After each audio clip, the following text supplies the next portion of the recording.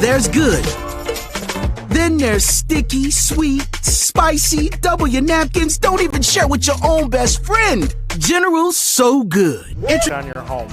So if you're looking to add some curb appeal, it's a perfect place to start. And right now, you can get 12 months same as cash. At Dover & Company, we carry the area's largest selections from top manufacturers. And don't forget to ask about our openers and accessories. We have it all, from battery backup, remotes, keypads, and OHD Anywhere that allows you to control and monitor your garage door from anywhere with your smartphone. Dover & Company, your hometown garage door company since 1936. So you're banana bread experts. At this point. I'm Annie. I'm Morgan. And this is our banker, Dennis. Hi, I'm Dennis. They came in and were looking for financing. They needed some seed money to get the business going. I was with him when I got the news that we had gotten into our dream retailer. I said, you allowed us to get here. I live vicariously through all my customers, and this was just incredible. I could share in that victory with them. It sounds like you made that victory possible. I had a little something to do with it.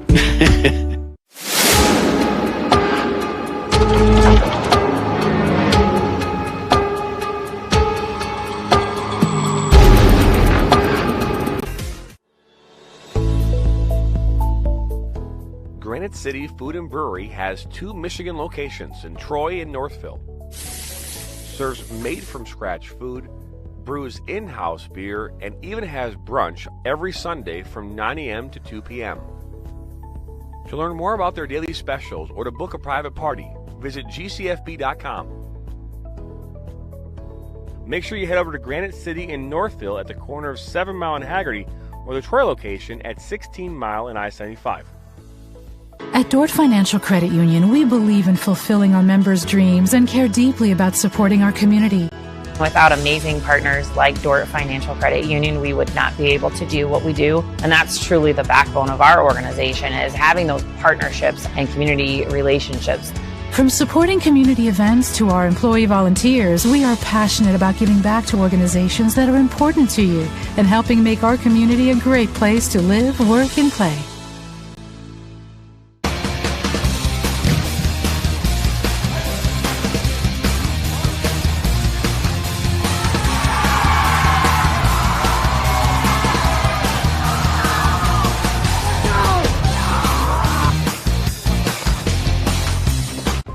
What makes Snyder Financial unique is that we're a family-run financial advisory firm. Our clients enjoy working with us because we're a family. We understand family and relationships. We absolutely find joy in building relationships with our clients. And we really want to help them feel educated and feel empowered with their planning. The level of service and commitment that we have to our clients, that's what we put above everything else. Snyder Financial, a proud sponsor of the Flint City Bucks.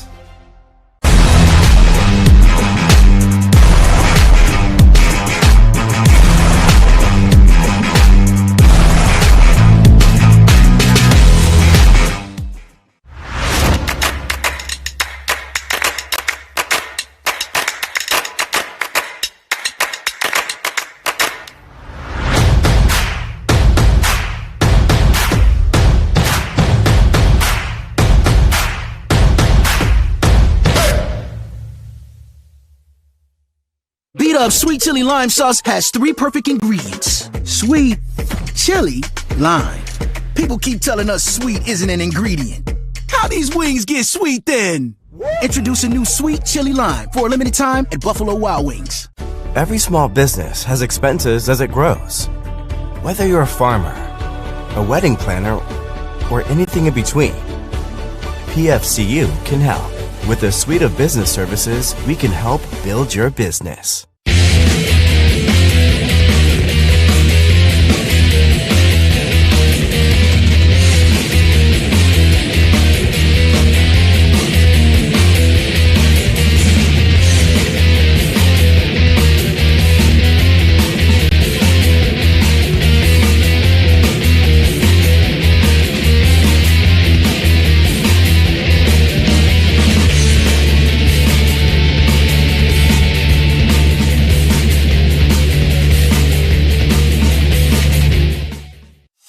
Don't just burn calories, torch those little suckers.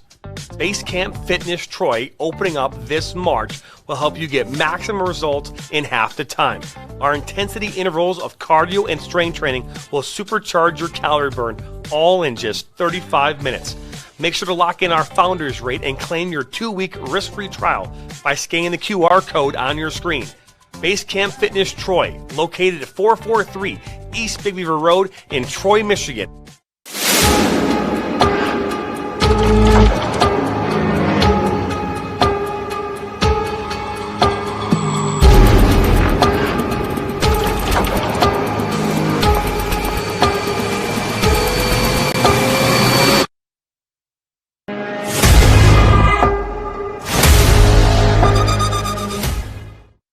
Hi, my name is Paul Tinian. I'm with the Michigan Jaguars. I'd like to welcome all of you to Michigan Jaguars Monthly and thank Jonathan for the invitation to be here on MSN. Just wanted to let everybody know that this will be an inside look at our club, and every month we'll be providing some new hosts and maybe some new guests that we're inviting in to get a better idea of what's going on in and around. Welcome to Michigan Stars Elite Podcast provided by Michigan Soccer Network. My name is Erwin van Elst. I'm the Director of Coaching for Michigan Stars Elite, and I'm here today with our General Manager, Dan Chun. Thank you for stopping by the Michigan Soccer Network. To not miss out on any of the action, all you have to do is simply hit the subscribe button, and that way you're notified every time we bring new content or go live. Thanks for stopping by. I'm a husband. I'm a father. I'm a sister. I'm a son. I'm a brother. I'm a daughter. I'm a sister. I'm a referee. I'm a referee. I am a referee. I'm a referee.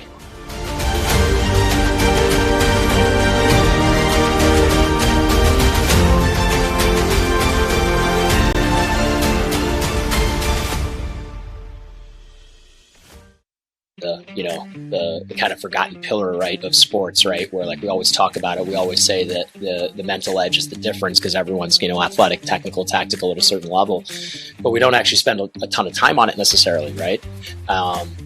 So, kind of talk to me about that. Do you feel like I can see there being huge benefits to all the kids and all the families from a just socialization and collective mental health standpoint with these conversations? And then also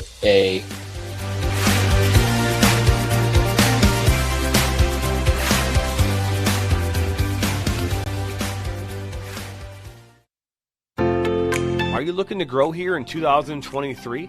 Let the Michigan Soccer Network help you and your restaurant fill more seats. Help you and your law firm get new clients. Help you and your dental practice find more patients. Find more roofing customers for this upcoming summer, and to help you and your medical practice find new patients. To learn more or get started, visit MichiganSoccerNetwork.com. I work in nursing home, I work in the restaurant, and I own my own food truck. And I banquet Huntington. I used to always look at that sign, come on, own your own home. So one day I just said, okay, I'm gonna go talk to the banker. And he didn't tell me, no, it's not possible. He told me anything was possible. And that made me feel good. Hi, I'm Veronica, and this is my banker, Roger. He's awesome. He's a good guy.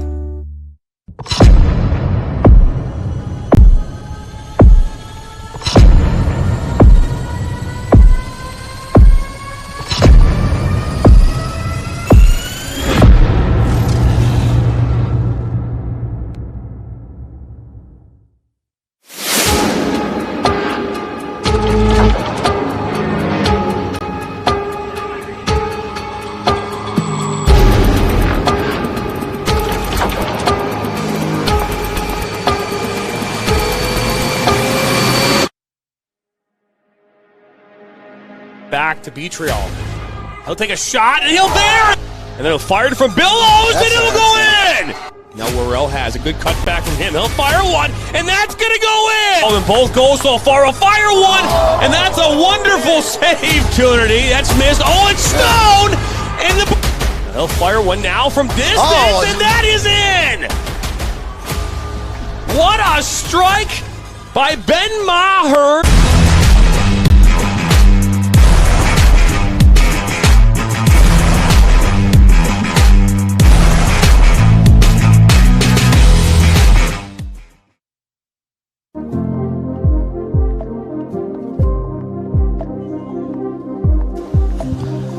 Hello, everybody, and welcome into Madonna Soccer Field here on the campus of Madonna University here on this Friday afternoon. It is the season opener for Madonna University's welcoming in today Bethel University. Alongside my broadcast partner, Sean Massa. My name's John Turner, and if I pronounce that wrong, it's Sean Mesa. Is that correct? Massa, you had it right the first time. I read the first time. See, I went ahead and butchered it in number 2. But either way, a great matchup here today as number 17 ranked Madonna University taking on number 1 ranked Bethel University. Bethel winning the national championship last year, coming in as the number 1 seed in the overall league here this year in the NAIA. Talk about this team and in Madonna University before we head over to look at Bethel. Yeah, so the Crusaders are going to be really led by a couple guys up front. It's going to be Andres Gomez is going to be a big part today for them. Going to put a big emphasis on stopping those crosses in the box. It's going to be huge for them to goaltending is a situation that the Crusaders aren't really used to being in this situation with their goaltending. Obviously had an amazing goaltender last year. He transferred away to a Division I school in Illinois, and that's kind of a hole that this team's going to have to run a committee, see who's got the hot hand, who's going to roll over. But starting a freshman right here in game 1 of the year, and you have to see how it goes for them. So for an emphasis for the Crusaders today, it's going to be keeping the ball out of that box, keep the low danger opportunities away, see what you can do, just hope that something goes right your way. Yeah, no question about that. Let's take a look here at Bethel University in the Crossroads League. They finished first last year, 9-0. As we mentioned, they won the NAIA National Championship last season. 14th meeting between these two schools in school history, 8-1-4 all time against Madonna, so they hold the overall record against them in those 14 meetings, and they are coached by Thiago Pinto in the Crossroads League here, a part of the NAIA. And we'll take a look now at Madonna University. They are playing in the WAC. They won the league last year. They lost in the final in the championship game. You talked about that. We talked about that a little bit here in our pregame. But they lost to Williams Baptist in the NAIA playoffs. But all their losses last year, while we called them losses, did not count as losses because they all were in penalty shootouts. So they will go down as a tie with the deciding factor for a player team to move on in the penalty shootout. Yeah, this Crusader team, they play close. They're gritty. They go after it. This is not a team that's going to roll over easily, and that's something that I think Bethel's got to prepare for a little bit. It's going to be Bethel's a squad, for lack of better words. This is a team. They won the national championship for a reason. They're one of the best teams in the country, if not the best, ranked number 1 preseason poll. But something you got to know when you come to Madonna is this team's going to fight you. They are not going to go down easy. You get up a goal, you get up 2 goals even, this team's not going away. They're going to fight. The mentality of this team is just grind away every single minute, and that's something I think Bethel can have to be prepared for, because this team's going to just chip away and grind at them, try to physically wear them out. That they will, as they are ranked, as we mentioned, thank you, as we were read that Madonna is ranked 17 in the nation here this season. Coming into this one 8-4 all time against Bethel. Last year, 15-0-6 overall, coached by Mark Zathy, longtime head coach here at Madonna University. He's been here for a very long time. And very successful along the way, both on the men's and women's side. And he even mentioned here, and we had a chance to talk here before the game here this afternoon, talking about this team and how last year they found a way to come together at the right time and be consistent. And this year trying to find that same success. It's going to be some hard. Yeah, it's gonna be a lot of heart. That's exactly the word I was gonna use right there from this team. I mean, you have a little bit of talent that's out today and not able to play for various reasons, so you're gonna have to really rely on that depth and some young guys, some transfers. Just gonna have to see how quickly can this team come together. And I mean, going against the national champions in your first game of the season, that's the bold strategy, but how do you get better? It's you play the teams that are going to make you better, and Bethel's going to be one of those teams that's going to require you to play a perfect game nearly. That they will. 73 degrees outside here in Livonia, Michigan. About 20 minutes or so from downtown Detroit. A beautiful afternoon for soccer, 5 o'clock in the afternoon. You can't ask for a better environment right now. Beautiful weather. Two unbelievable teams starting off their seasons here. NAIA coming up here next on the Michigan Soccer Network. You excited? Oh, very excited. We'll see how, especially that wind plays out, but definitely excited when you got 2 teams like this. It's hard not to be. That it is Madonna University versus Bethel University coming up here next on the Michigan Soccer Network after this.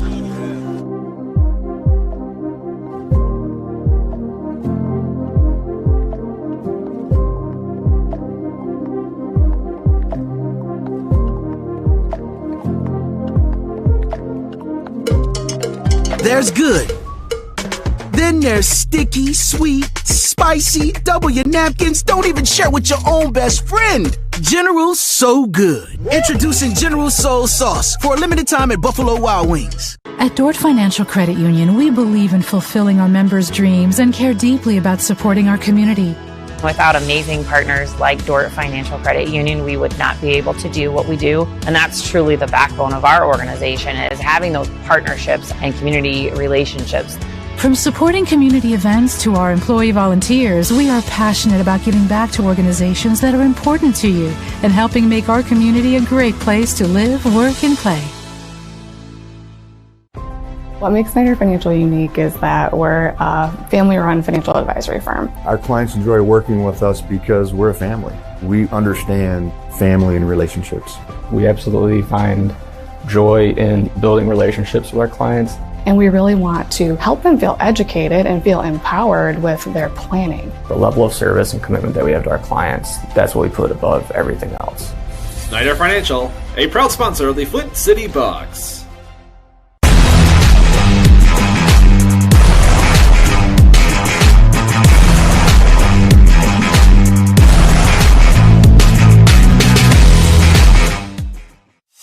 Don't just burn calories, torch those little suckers. Base Camp Fitness Troy, opening up this March, will help you get maximum results in half the time. Our intensity intervals of cardio and strength training will supercharge your calorie burn, all in just 35 minutes. Make sure to lock in our founders rate and claim your 2-week risk-free trial by scanning the QR code on your screen. Base Camp Fitness Troy, located at 443 East Big Beaver Road in Troy, Michigan. Granite City Food and Brewery has 2 Michigan locations in Troy and Northville. Serves made-from-scratch food, brews in-house beer, and even has brunch every Sunday from 9 a.m. to 2 p.m. To learn more about their daily specials or to book a private party, visit gcfb.com. Make sure you head over to Granite City in Northville at the corner of 7 Mile and Haggerty, or the Troy location at 16 Mile and I-75.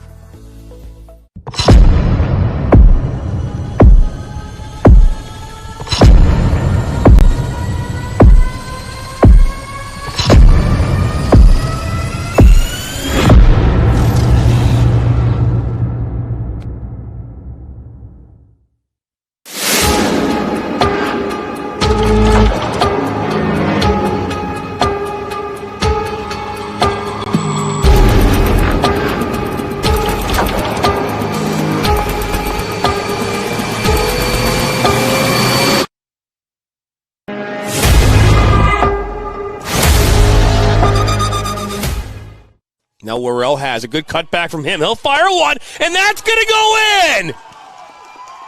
in! Their first uniform. Their first number. Their first teammate. Their first goal. Their first coach. We take great care in making sure their first isn't their last. We're so much more than a soccer class. Come play with us today at kickstarttoddlersoccer.com. Welcome back here into Madonna Soccer Complex. We were supposed to be mere minutes away from the start of this game, but due to traffic and the third season here in Michigan, the Orange Cone season, our center referee has not quite made it here to the complex. So we are in a holding pattern until he arrives. And when he does, we will bring you the first half here. Might be good for the Crusaders right there. I was telling you before in the little bit of a break we had in the commercial break before getting to this little moment is the entire football team's supposed to be here. A lot of the athletes on campus supposed to show up to this game, but right now it's dinner time, so it might be good for the Crusaders, pushing off this game, get those stands full, and when this team has a crowd, they play better, as seen in last year's WAC conference semifinal games when PK wins, so we'll see what happens with that, but for now, guess we got to play the waiting game. That we do. First half action. We'll give you the starting 11 and much more after this.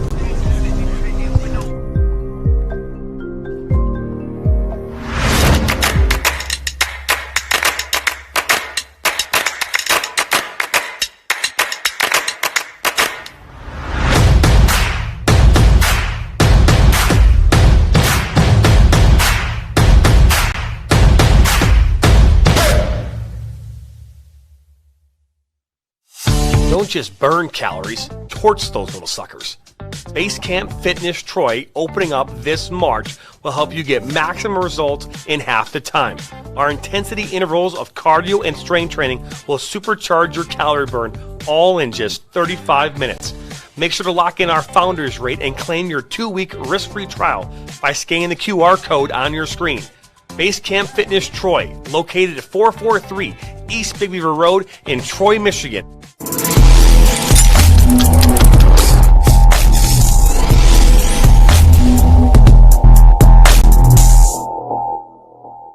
Clubs love Ollie because it helps them manage their club and accelerate the development of their coaches and players. Every soccer club talks about their focus on development, but nobody actually measures it until now. We've developed the capability for every one of your teams to easily capture pro-level game stats in real time using a mobile phone. It's one thing at the end of the day to look up the results for your club, but how valuable would it be for directors to actually see how each team played? How well did a team possess the ball and control the game? How well did they create dangerous chances inside the box? How did your top players perform? And how is each coach improving from week to week? Ollie provides this powerful data through a club dashboard that shows club results and lets you drill down into any game or player. Ollie also includes team and club management that lets you communicate instantly with coaches, parents, and players, and lets directors see every club event so they can easily coordinate visits to matches and training sessions. It's got everything you need in one simple app. Reach out to us to get your club started today.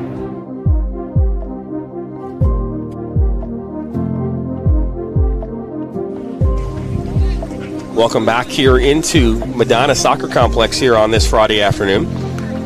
Jonathan Turner, Sean Massa here, alongside me here. We're fieldside here. The new press box is being built as we speak, and hopefully will be here soon. Hopefully next year. I'm hoping for, as a student here, got the plans before the summer. Was hoping to be up by the time I'm back, but we got to wait a little bit. But great setup we got here on the sideline, really giving us a pretty nice view being up and close. That it is, and let's talk here a little bit about this lineup here today, and a couple changes here from what you might normally see if you're a Madonna Crusader fan. We'll dive into Bethel here first. In goal, Mathis Newhouse, Thiago Dos Santos, Pedro Lorencanto, and Hefter Piero Sabroso, Andres Gonzalez Maza, Sode Koketsu, Diego Arrieta, Luan Bresci, Tim Noding, and Miguel Martins are in the 11 here for Bethel University. And I apologize if I butchered any of those names. Just got the phonetics here just a little while ago. Let's talk here about Madonna Crusaders and who's in their lineup today. Starting off in goal for them, Afonso Henrique. In the lineup, you've got Gabriel Bressanelli, Matthew Rafferty, Jan Brun, Andres Gomez. Missing from the lineup today, Jordi Lopez, who was first team all-conference last year, injured here, not in the lineup today. A big hole there to fill 10 goals last year in the season. Janir Torres starting, Ryoto Nakajima, Afonso, as mentioned, Henrique in goal, Nathan DeCastro, Felipe Archibald, Fletcher Van Howe, and Ren Suzuki, all in the lineup here today for the Crusaders. And as we mentioned, Jory Lopez, first team all-conference last year, finalist for the WAC Conference Attacking Player of the Year award. He sustained a concussion here this past summer, so he's not in the lineup today. Rashid Harami, a critical player, also dealing with some kind of some issues as far as with just some pulled strained muscles. Going to give him a moment here today, is what Coach Azathi said here. There's no reason to put a player on the pitch right now. Still have a couple. It's early in the season. Let's not tear our muscle or get any worse injuries. And there's a new player here, hopefully joining later this week. We'll talk about that maybe throughout the match. Yeah, I mean, as you said, don't throw them in too early, as this is a great game going against the defending national champions in Bethel. You got a season to play. It's only August. Believe it or not, we're still in the month of August. You don't want to burn out guys, get them hurt, risk it a little early, give them the time. No question is. And you look at these lineups and you look at what these players have done over the last number of years. We mentioned it already. Harami, a huge player in this lineup. He plays a winger for them. A lot of times plays in the middle of the park. And not having him in the lineup today is crucial, as well as Lopez, being that they're playing the number one team in Bethel, and the Pilots winning the NAIA National Championship last year. So You got a team on the field here today that's going to attempt to take on a team that is the #1 team in the country.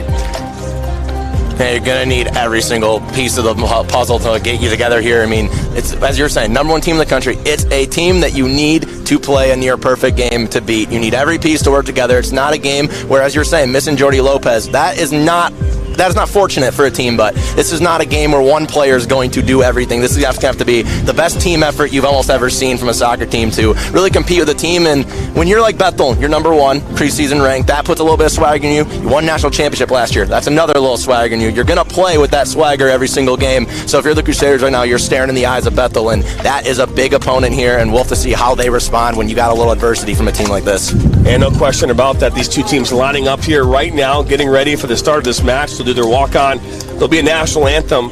Do they do announcements here, Sean? Yeah, we're gonna get starting lineups from our PA announcer Joe Kramus right here coming up here. So we'll have to see what that's gonna be like. See how these teams react. See if the benches get a little bit hyped. That's gonna tell you a lot about the energy of both these teams coming into this one and really what to expect. You can see a lot from the benches and warm-ups.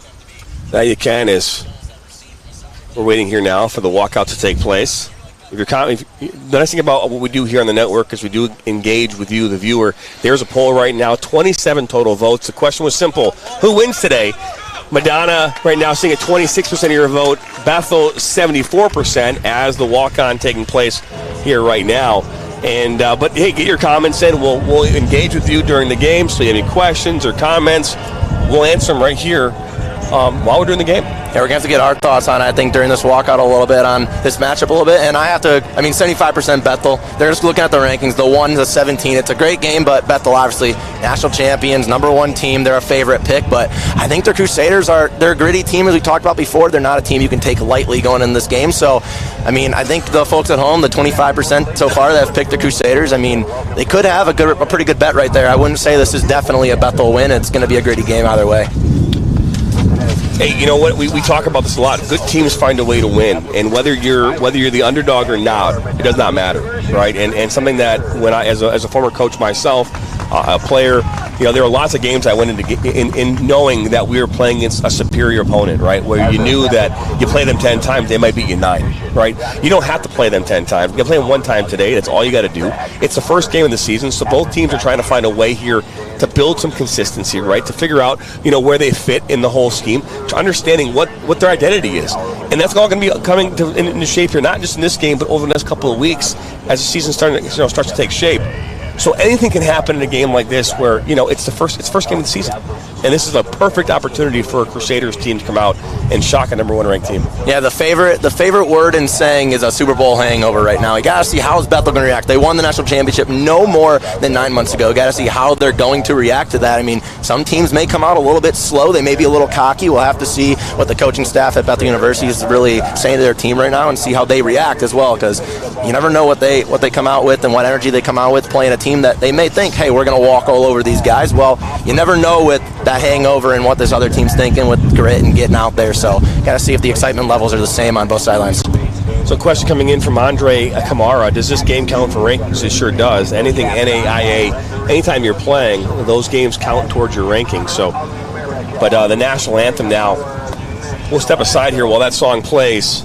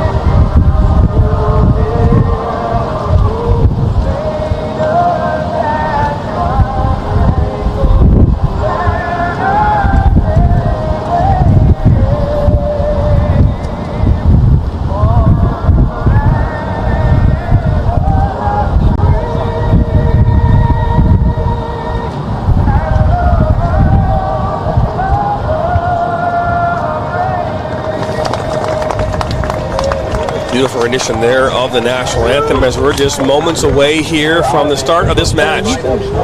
And your predictions are coming in. We've got a lot of them coming through. 68% of you here saying Bethel will win. 32% say the Crusaders will win. Anything is possible here on this Friday afternoon. But Sean, you go to this school. You're a member of the athletic program here. What is your prediction here going into this game? I mean, I've mentioned it so many times. I feel like I'm just beating at the same drum right now, but the grit of this Crusader team, I really think they're going to at least keep it away close than people may expect. They may expect Bethel to walk all over, see the number one, see defending champs, expect maybe them to come out here and win by 2 to 3 goals. It's going to be a 1-goal matchup. This Crusader team is going to play hard, and I mean, their bread and butter all year last year, not just goaltending. You look at the goaltending stats, you think amazing. No longer here is their goaltending from last year, but it's that back end with Matt Rafferty especially leading this back end that's going to solidify and keep balls out of the danger zone, and that's going to be the biggest emphasis for this team today. And I have to expect a lot of fundamental play. Just get it out of your end, hope for something good to happen up front. No question about that. You're going to see Madonna will be in their blue and black kits today, going left to right on your screen. And the Bethel Pilots will be in the gray and gray kits, off gray shorts, it looks like, going right to left on your screen. Yeah, this Bethel team, they look ready. I got to say, I'm looking at them right now, and they look ready. Let's see, the Crusader Nation starting to pour in a little bit after, dinner hours in the dining hall going down, so the athletes on campus starting to pour in a little bit to the crowd, and have to see how this team reacts to a little bit of energy right here on the field. That's right. Kickoff will go here, too. The Bethel Pilots. Dos Santos will put this one in here for the Pilots, looking to defend their national championship. That's a process that once you win, every single team has an asterisk on their schedule looking to beat you. As we're officially underway here with the NAIA season, we were waiting for the ball to be played out by Dos Santos, and now we're underway. Live here from Madonna Soccer Complex, John Turner, Sean Massa on the call here today. Welcome in. You're watching us live on the Michigan Soccer Network as this ball makes its way into the 18 and go out for a goal kick. Another long ball that we see quite a bit in soccer, where teams put the ball over the top, looking to put that pressure on that back line. Not a big fan of it, but nonetheless, they still do it. Yeah, we see it early on, first play of the game. They get it back to Nihas at the goal line, or about the head of the goal box, and he sends it, trying to get behind that back line that we talked about before. That's going to be pretty strong for the Crusaders. So you got to think Bethel and the Crusaders, honestly, in retrospect, going to try to just get it behind the back line, hope for something good to happen. All kind of bounces around. Out comes Enrique, and if you're a goalkeeper, you want those all day long. Yeah, Enrique playing in some of his first collegiate action, a freshman from Brazil. We're going to have to see how he plays. I mean, it's a different game at all levels of everything, and it's interesting to see how those youngsters react. And this is definitely a test. The number one team in the country, and your first game is definitely going to be a bit of a test, and we'll see how he handles it. On that far side, and it's noting. But inside top of the 18, that's going to deflect out for a throw-in on that far side. Bethel's trying everything they can do to get it in the middle of the field, get themselves in a position to score. As my dad always likes to say whenever we're watching sports or doing anything sport-related, put the ball in a position, put the puck in a position. Whatever sport you're playing, put it in a position for something good to happen, and you never know what the bounces and the gods are going to give you. That's right. As this ball comes in, that's headed away. That was Suzuki as a shot that goes up and over. Not a bad look. Yeah, that's a great head. That's a great job by Suzuki right there in the box. Get up and just clear it out of the way. We talked about in net for Enrique, playing some of his first collegiate action, how it's going to be for the youngster in net. But how's it going to be for the defense in front of him? What job are they going to give him? Are they going to simplify for it, or is he going to have to step up big? We'll have to see. Brought down by Rafferty. Oh, he's fouled, but we'll keep playing, says the center referee. This ball runs right into our makeshift press box. You know, sometimes they just want to give us a little bit of action over here, and can't doubt it right there, as that one's going to go all the way up to the camera nearly twice in a row. It's the added benefit of being here field side. Gonzalez Massa.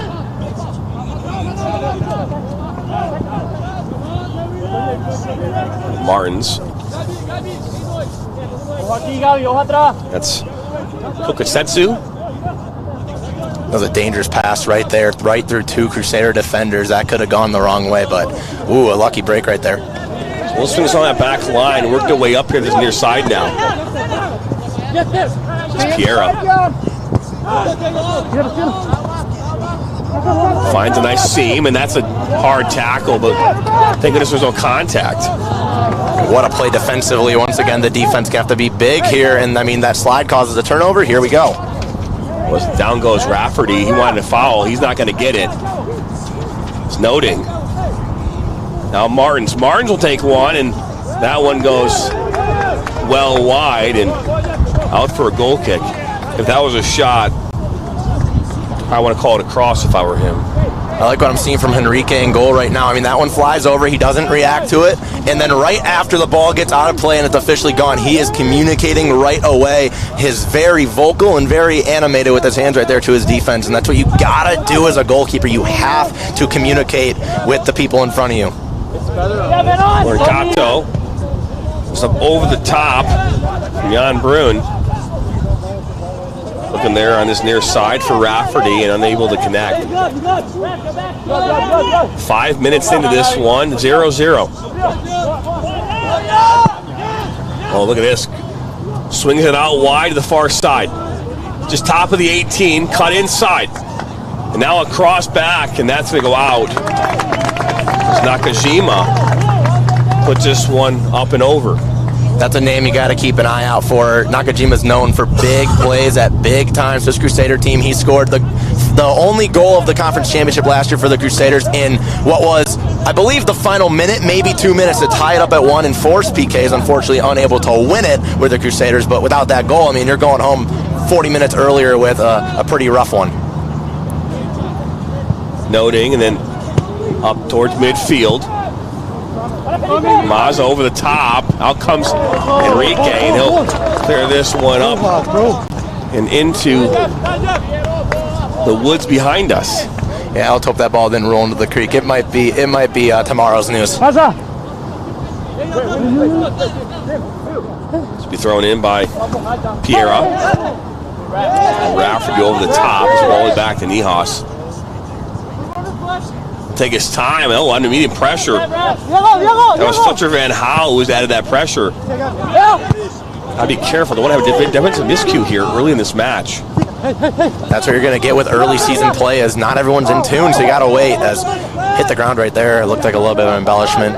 They're going to keep playing on. That they will is good interception on that far side. Looking inside there for Fletcher Van Houw, and that one will go back. Alwyn Ehas is now a foul call just outside the 18 and a yellow card being issued. Yeah, that was a clear body check. He lowered the outside shoulder. I don't know what Bethel's complaining about. I mean, people say soccer's not a contact sport. That's obviously a lie. We've seen it today so far, even in. But that one, he lowers the shoulder. Ball's not even in play. You have no chance. I feel like that's a shot you give someone to let them know that you are here and you're not going to let them outplay you physically. Looks like Thiago Dos Santos is the one that got the yellow card. It's a big chance early on to collect yourself. You're the Crusaders. That's a hard hit. Gotta try to collect yourself, get a little bit of a breather. But this is a big spot. Potentially, you can get this ball in. I mean, you get this in the net. That is huge for this sideline. That is huge for this crowd. That is huge for this Crusader team in general. But this is a great chance early on to really put some pressure on and do some damage. So you've got Janier Torres standing over this. Now he backs off, and now this shot put it right, just wide. It was Andres Gomez who put that one wide. Good look. Just keep working hard. It was their first shot of the afternoon.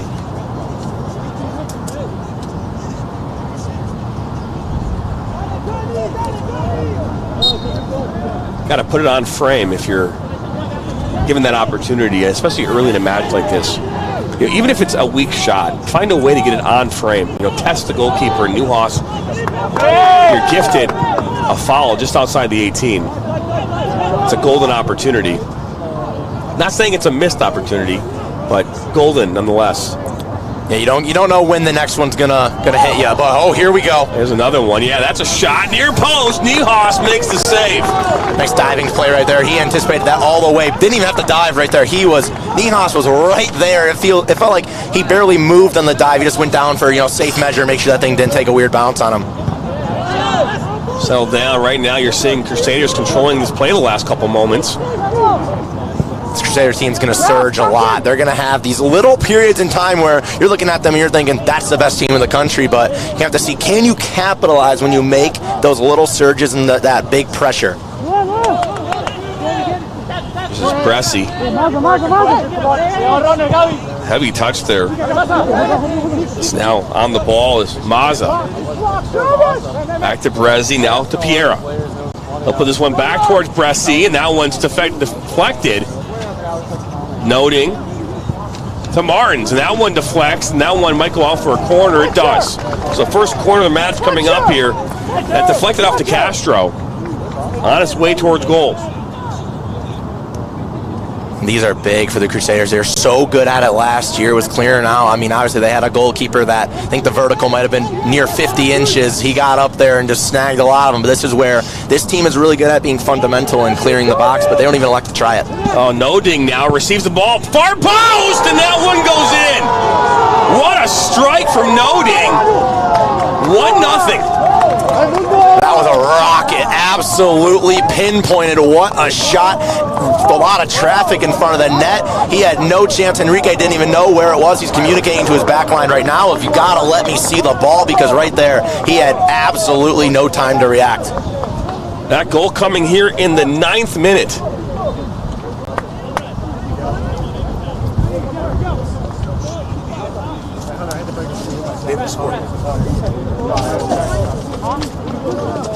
Bethel. I hope not.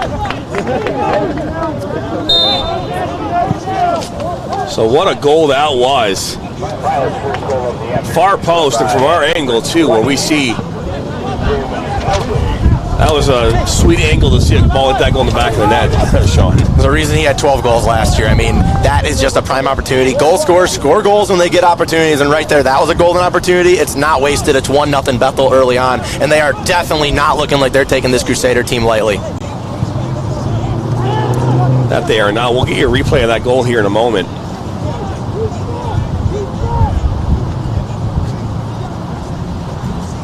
Goal coming and scored by number 20, Tim Noding.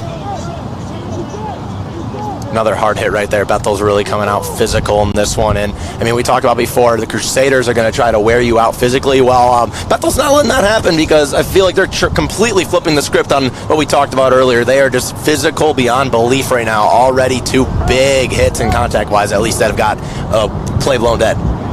Player down here for the Crusaders. It looks as though it's Nakajima. Take a look here at that goal. Here it is. Oh, sorry, apologize. A little too much of the before. We'll replay that now here.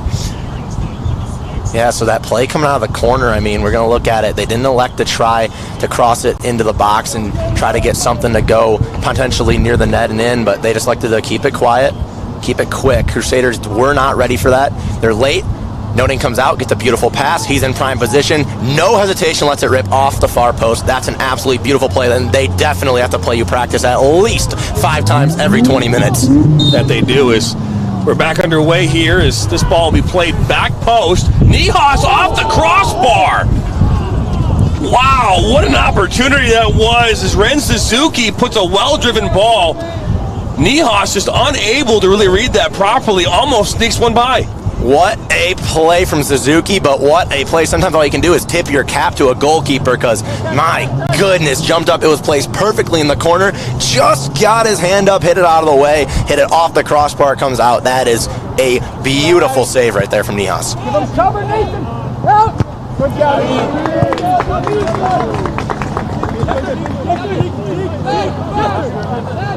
Ball thrown in here on this near side.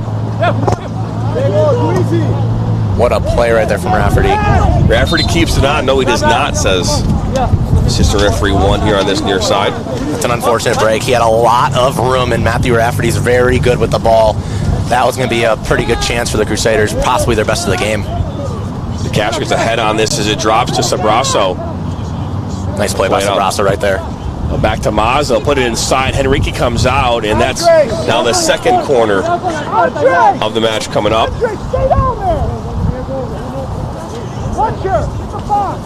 Just saw it here a few moments ago, how dangerous Bethel can be on a set piece. Their first corner resulted in a goal. It was their first shot on target, too. Yeah, and that goal you were talking about there from the last corner they had, the Crusaders weren't ready for that little soft touch, but now they are definitely ready. Gomez is right there. They're not letting that play happen again. A tight shot there of Noting who will take this kick. Plays it towards that near post and right through traffic, and that one goes off another corner. And something you talked about with your dad, get it in there, right?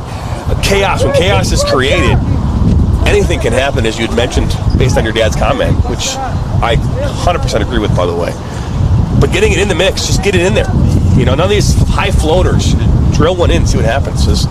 When one comes to that near post, that one's up and deflected out for a goal kick. Yeah, I mean, it's worth a try right there. That's a high quality play. It's worth an attempt to see what's going to happen. You never know the bounce you're going to get. Never know what the soccer gods are going to give you. You never know what's going to happen. So I don't hate the play right there to try it twice in a row. Didn't work out, but I mean, I don't hate the calculated risk. Dos Santos, and this one we knocked out on that far side. Your first time stopping by here on the Michigan Soccer Network, hit that subscribe button. Share this with your friends, your family. Like this video. If you haven't already commented, comment. Let us know what your thoughts are about this game, about Sean or myself. Ask us questions.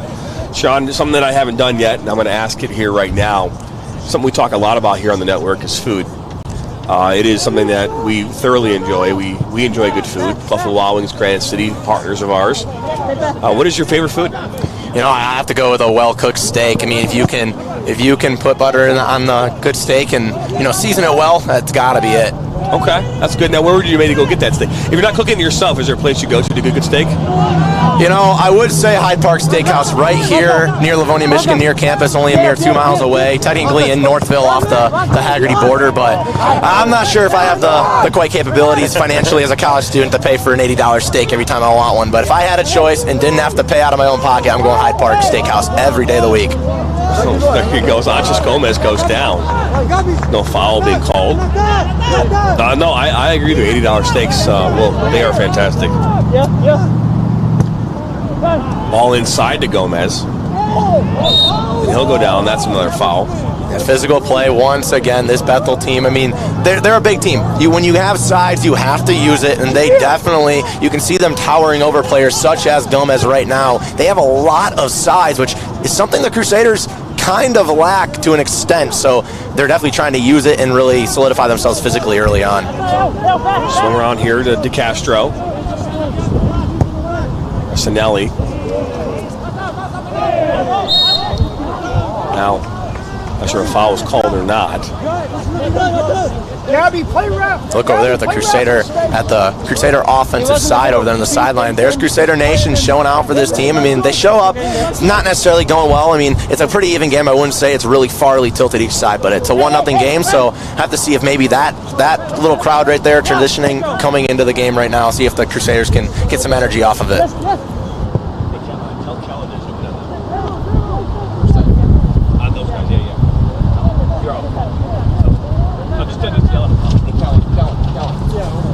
Zoom in on the football team and everyone over there. Good cut back on that far side. That one will actually sneak out for a throw-in. Yeah, there's Crusader Nation right there, really showing out. They showed out last year for the conference semifinals against Indiana Tech. Ended up getting a big PK shootout win and a big celebration on the field by Crusader Nation. So we'll see what energy they bring here. I mean, opening day for this team, big season, big aspirations, hefty opponent. So you need all the help you can get, and home field advantage definitely is something that you love to have. No question. Is this one will end up going out now for another corner, fourth corner here of the match for the Pilots. The big defensive play once again from the inside. Pilots had a beautiful cross to the man, wide open at the top of the box, but just getting in the passing lane was DeCastro absolutely that's what you have to do. That was a phenomenal play, and now we'll see what Bethel's going to bring here in the corner. Last 2 tries, they tried to force it. So it'll be taken by Mazza. Put this one in. An in-swinger right towards that near post. It's knocked up by DeCastro. Still inside the mix. Not something you want to see. You want to see more aggressiveness, maybe even Henrique there in that moment, as that ball's knocked up 30 yards in the air, but still an opportunity for him to come out maybe and win that box. He didn't look like he knew where it was. He looked up, and it looked like Henrique was a little bit to the left of the ball. Just must have misread it up in the air, but luckily you dodged a bullet right there, because that's a dangerous situation with the ball 10 feet in the air right in the box. Not something you want to have a lot if you're this Crusader team. Back underway here now.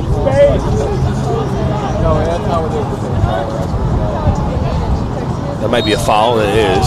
Saw Gomez go down. One Brezzi not happy with that call. Got to take advantage of the chances when you're giving them, and this is one of them. Oh, that's a hard tackle. We're going to see another yellow card. This one coming out. This time it's Lauren Cato. That's the second yellow card here of this first half. Nihas is yelling flop right now, I believe. He just pointed and he put his hands up, did not know what's going on there. But when you play physical, you're going to get those big boy penalties, as I had that phrase going on in hockey a lot growing up. It's the big boy penalties, and you're going to get them a lot when you're a little bit physically more intimidating and you're going to use your body. That kind of stuff's going to happen. So if you're the Crusaders right now, you need to capitalize. So Gomez stands over this one once again. We saw him take a shot the first 5 minutes of this match and went wide on that far side. Got to test Nihas here.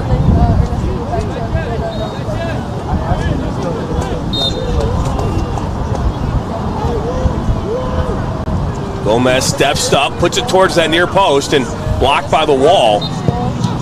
Now foul called there against the Crusaders. Yeah, Rafferty trying to keep that ball in. Fortunately, sometimes you're going to get tangled up. Someone's going to hit the ground. A whistle's going to be blown. That's what happens right there to Rafferty. Kind of kills any really big chance you have right there. And now it's Bethel ball with a chance to really tilt the field the other way. So noting we'll put this one back in for the Pilots.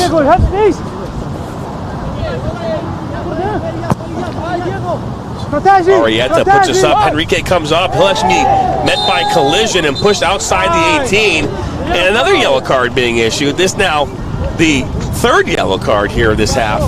That one compliments of Lewin Bressy.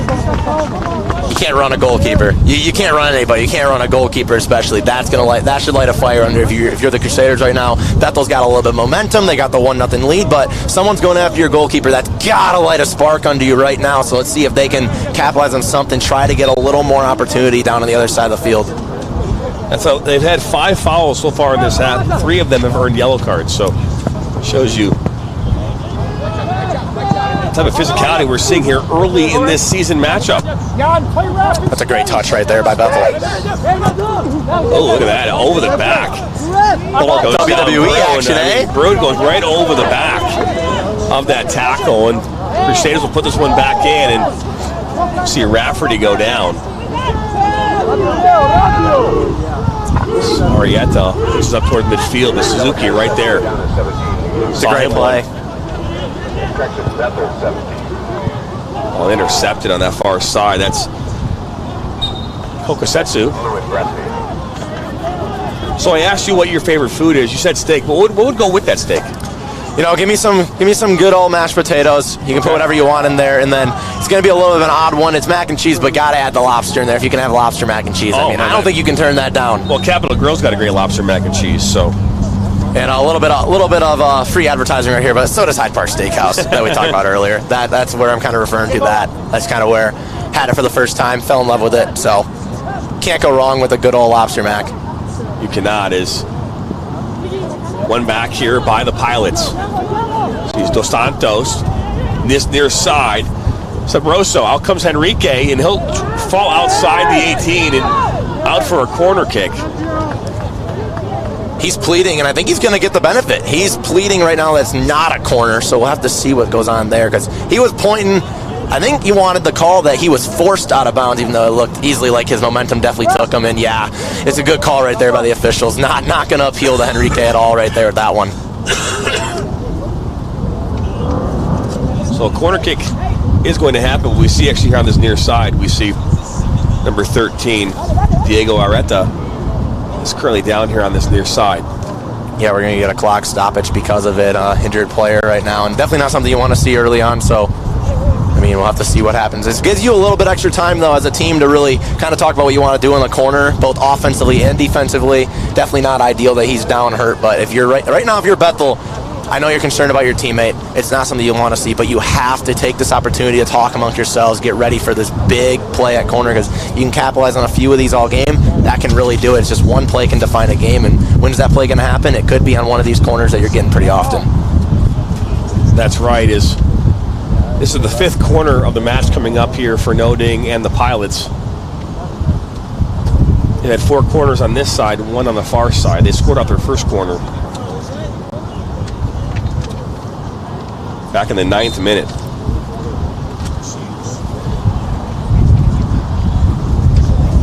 Noding steps up with just one a well-driven ball, but that one's put up towards top of the 18 and settled down, but not a volley from Mazza, and that one will go well wide.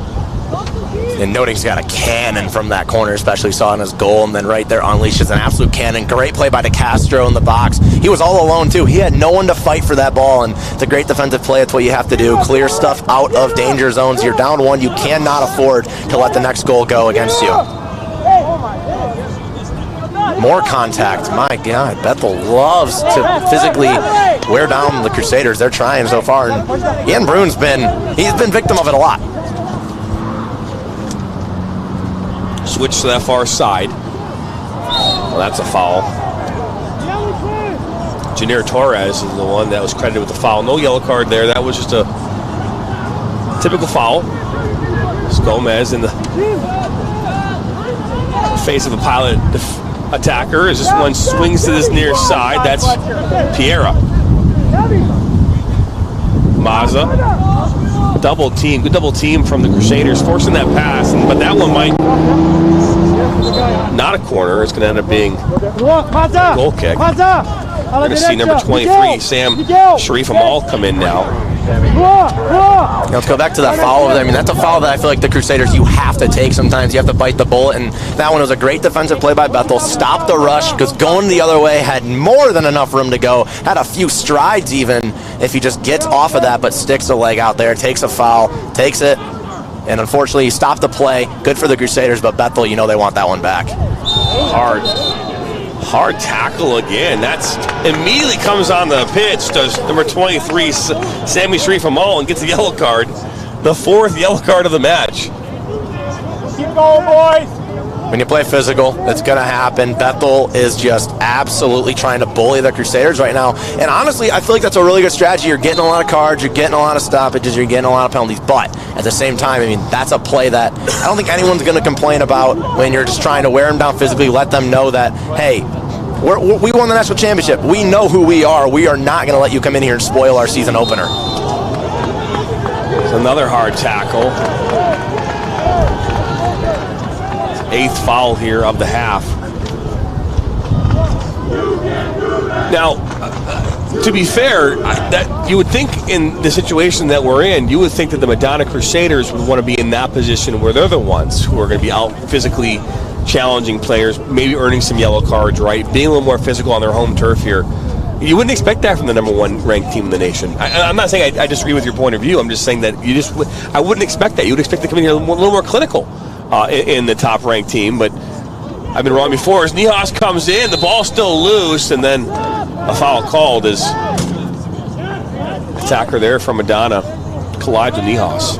Another great play, trying to put in a position where something good can happen. And going back to your point you made just prior to that shot being made is exactly, you're right. You wouldn't expect that from Bethel right now. You would expect the Crusaders to be the gritty team, to be the team that's going to try to physically wear you down. But, I mean, Bethel, they know that they have a target on their back. They know that everyone wants to beat you. Everyone wants to play you because they want to prove that you're not all that. And I mean, that's what you do when you go on another field. You have a student section like that over there. You have to let that team know that, hey, we're not going to be pushed around by you. We are going to physically beat you.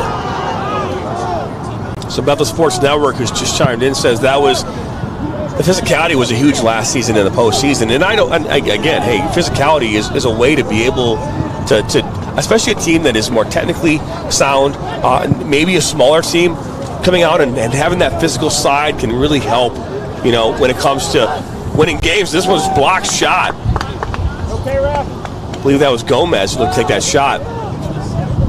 What an opportunity in front right there, but what a play by Bethel. When you have chances like that are in bad position for you as a defensive unit, you have to just get body parts in lanes. Get in lanes, try to disrupt it anyway. Even if you just deflect it and it goes wide, just get in front of it right there. That's exactly what you do. Stay there strong, goes off. Tried to flip the script right there, and now you have it with a nice chance to try to get cross midfield and get some danger. So Dos Santos will play this back and forth. Let's go back to Nijas. Some comments coming in. Great to hear him. Such a great sports influence from Dale Massa. That is my father that we talked about before. That's awesome. That's awesome. Well, hello, Father. I don't know if great's the word I'd use right there, but definitely an influence of a kind. Well, you've used at least a number of those influential moments from your father and sports figures maybe in your life as this ball knocked out from Dos Santos on that far side. But back to the Bethel Sports Network and what they were talking about in regards to physicality, how important it was in a postseason run. I think it's spot on, right? In order to win a national championship, a lot of things have to go your way. You have to have the talent, right? You have to be healthy, right? Being healthy, one of the most important things. The ball's got to bounce your way. You got to have some lucky bounces just go your way. You have the calls. The referees have to go your way. Everything has to be just right in order to win a championship. And if you talk to any team that's won a championship, they'll tell you that everything just felt right during that run. And physicality is one of those things that you can control. It's one of the controllables that you have on the pitch. And we're seeing it today from Bethel, and obviously they're using that recipe from last season to start off this season with their championship defending run. Yeah, I mean, you said it right there. You got to have a lot of things go right. Health, a major one of them. But also when you talk to a team that's won a championship before, once you get that taste of winning, almost nothing's going to satisfy you ever again until you can do it again. The flag goes up. I think the ball was out already. It's a dodge bullet right there. That's a dangerous opportunity. Henrique rolls it out right away. It's now Gomez right near midfield. We'll switch it. That's intercepted. Well, that looked like a dangerous collision almost right there. Tried to jump it right there. Just missed the ball right there. The Bethel defender. More contact. I say a well-played tackle, but we'll keep playing. Ball out to Rafferty on this near side. Rafferty, that one's deflected, and that one's going to go out for a corner. Player down on that far side. He went out for a corner. I believe that is the player for the Crusaders that took that contact, that got the sideline, got the students of Crusader Nation getting a little loud, did not get a stoppage, and Nakajima taking a beating out there. Is Nakajima. That's the second time we've seen him down here. Nakajima and Gomez are the two guys that right now looks like Bethel is just trying to physically just wear down. And I mean, can't blame them. Those are two big names on the offensive side. And hey, how do you win games? You don't just score goals. You keep the ball out of your own net. It's a really simple equation. Ball comes in off the first corner of the afternoon here for the Crusaders. And Nakajima is back up, and good to see that as he plays it back to Suzuki.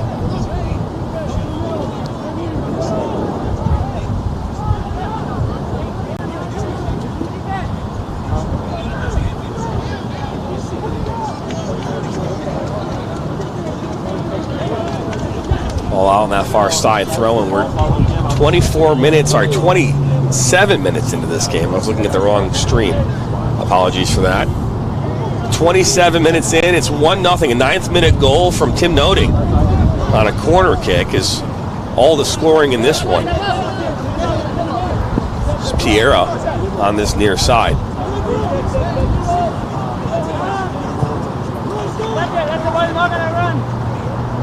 Bethel Sports says, especially in the first and second round where we had a very snowy pod. Slipping and sliding. It's definitely something that's going to happen in a snowy soccer field. Is now a yellow card this time. That yellow card is being issued to Suzuki. Yeah, Noding took a tumble right there. And I mean, and Bethel's been really, really physical in this one, as Bethel Sports Network in the comments already talked about, in terms of, getting physicality was a big part last year. They're doing a lot this year, but now the Crusaders are trying to answer that a little bit right there. And I mean, no better player than to try to get under the skin of than Player of the Year in the NAIA, Tim Noting, who already has an absolutely spectacular and electric goal to start this one off. This ball comes in from Sharif Al-Mal. Well done. Get high again. Nakajima. What a play. Finds Gomez, back to Nakajima. Oh, that's a great time tackle. So Nakajima goes down once again, but that's a great tackle. Stop that promising attack. This ball's thrown into Torres. Right back to Gomez. Crusaders spent a lot of time in this half of the field since that student section over there is filled up. It was early on Bethel, but the Crusaders have kind of came to life a little bit. We'll have to see if they can capitalize, get on the board, because this place might erupt if this team can tie the game. Well, giving back, that's Suzuki now on the ball as he'll play it back to Bressanelli.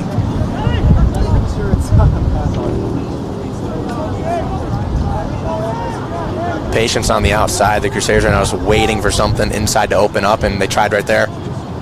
Oh, almost falls right at Gomez's feet. That's Nakajima. That's Suzuki. Now Nakajima takes a shot.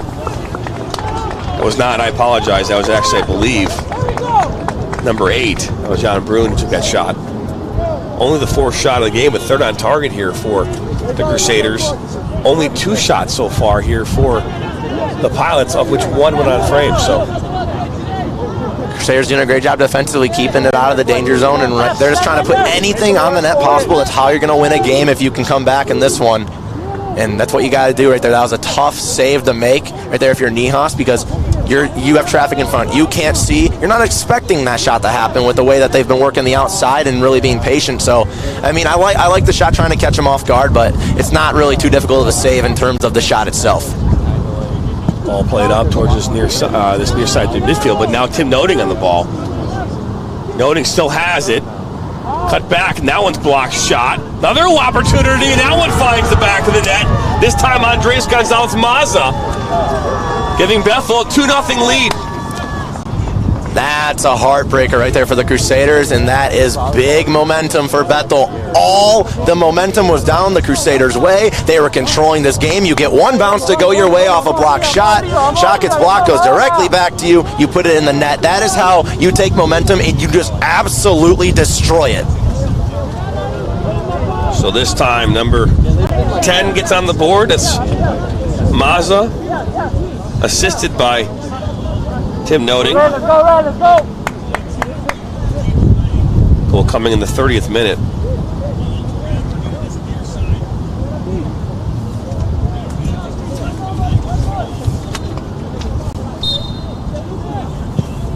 We're back underway here now. Only the 4th shot of the game here for the Pilots.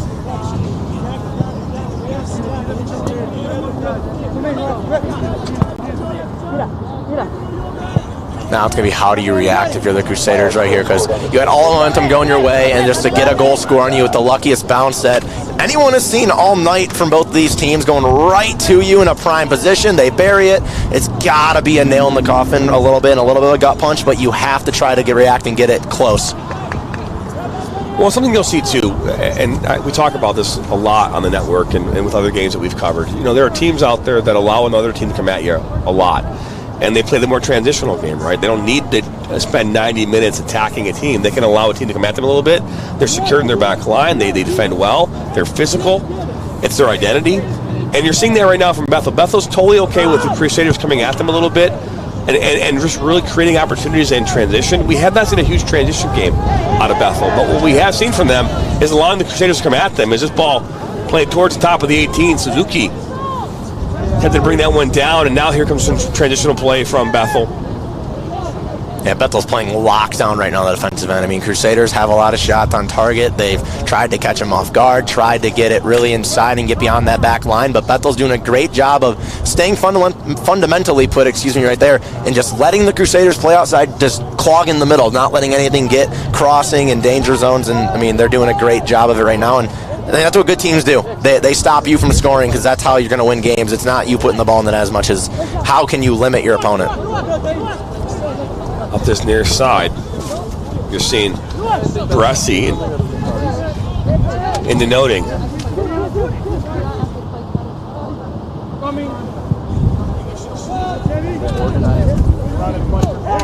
Now Groon, this one knocked out.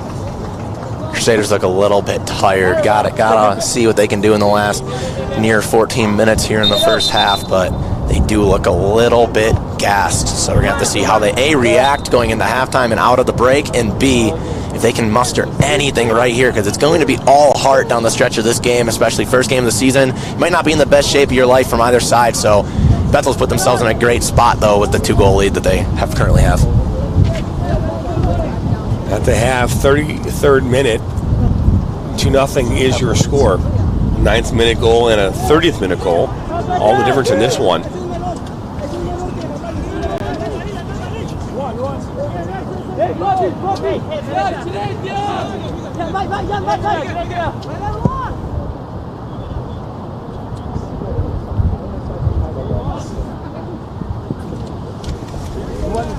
That's Bressy. Ball on his left foot, takes a shot, and that's right at Henrique. He'll make the save. Took a little bit of a weird bounce on him as he was coming. That was low. It was on the ground. It was barely moving. And then right as it goes to Henrique, he's on a knee. It took a little bit of a hop and got him in the left shoulder. That's a good fundamental save right there. And it's good for a young goalkeeper who's already seen 2 go past him to, stop one from going, try to get a little confidence up, get a little momentum for your team, get a little energy, not only on your sideline, but on the field with guys of, hey, we can trust our goalie. We can trust him to make plays. Let's go do something on the other side.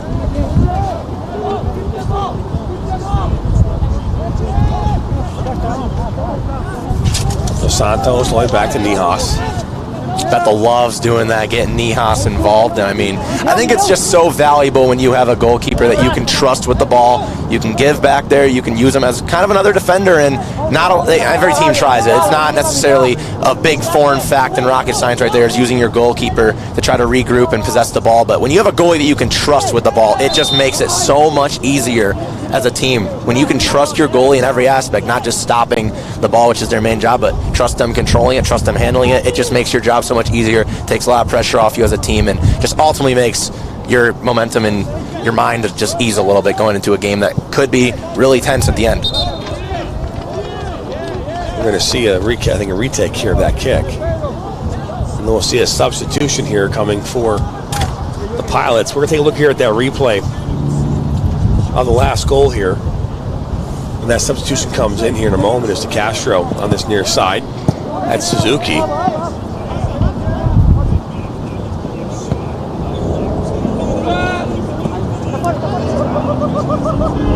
Bressinelli, and now he'll come in hard there on Bressy, and that's going to be a yellow card.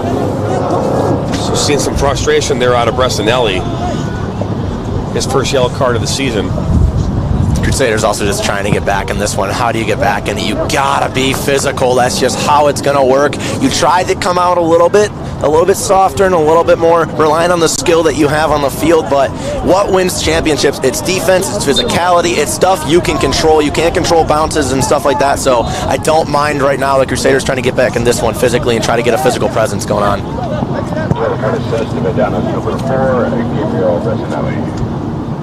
Couldn't agree with you more as Santos puts us up on that far side. Now it's going to be headed away. We're going to see that substitution now. We'll take a look here at this replay of the goal here that was scored. Here back in the 30th minute.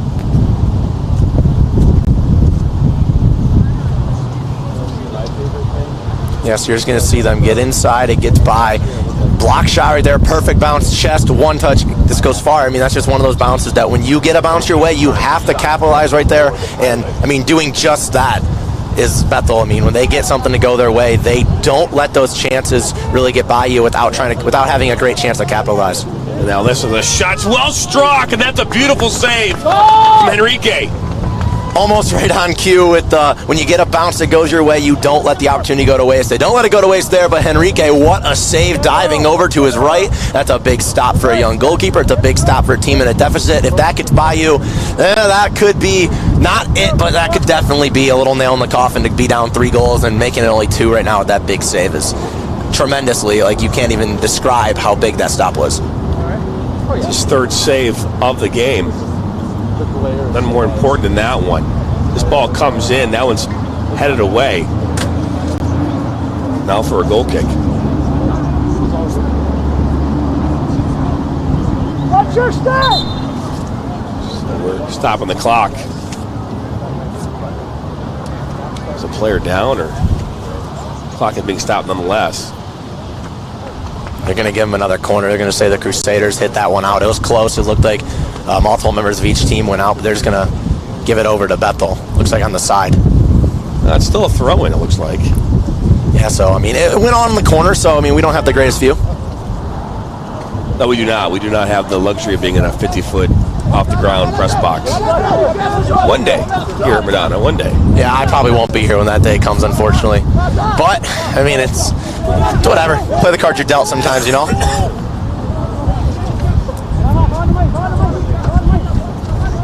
Dos Santos inside to Musetsu.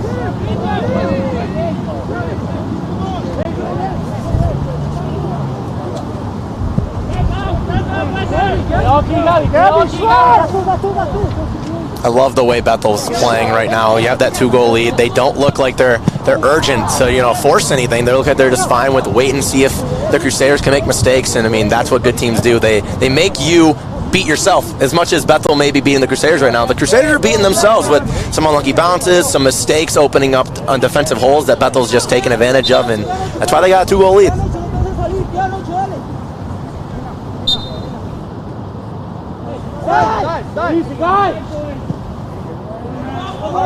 A lot of touch.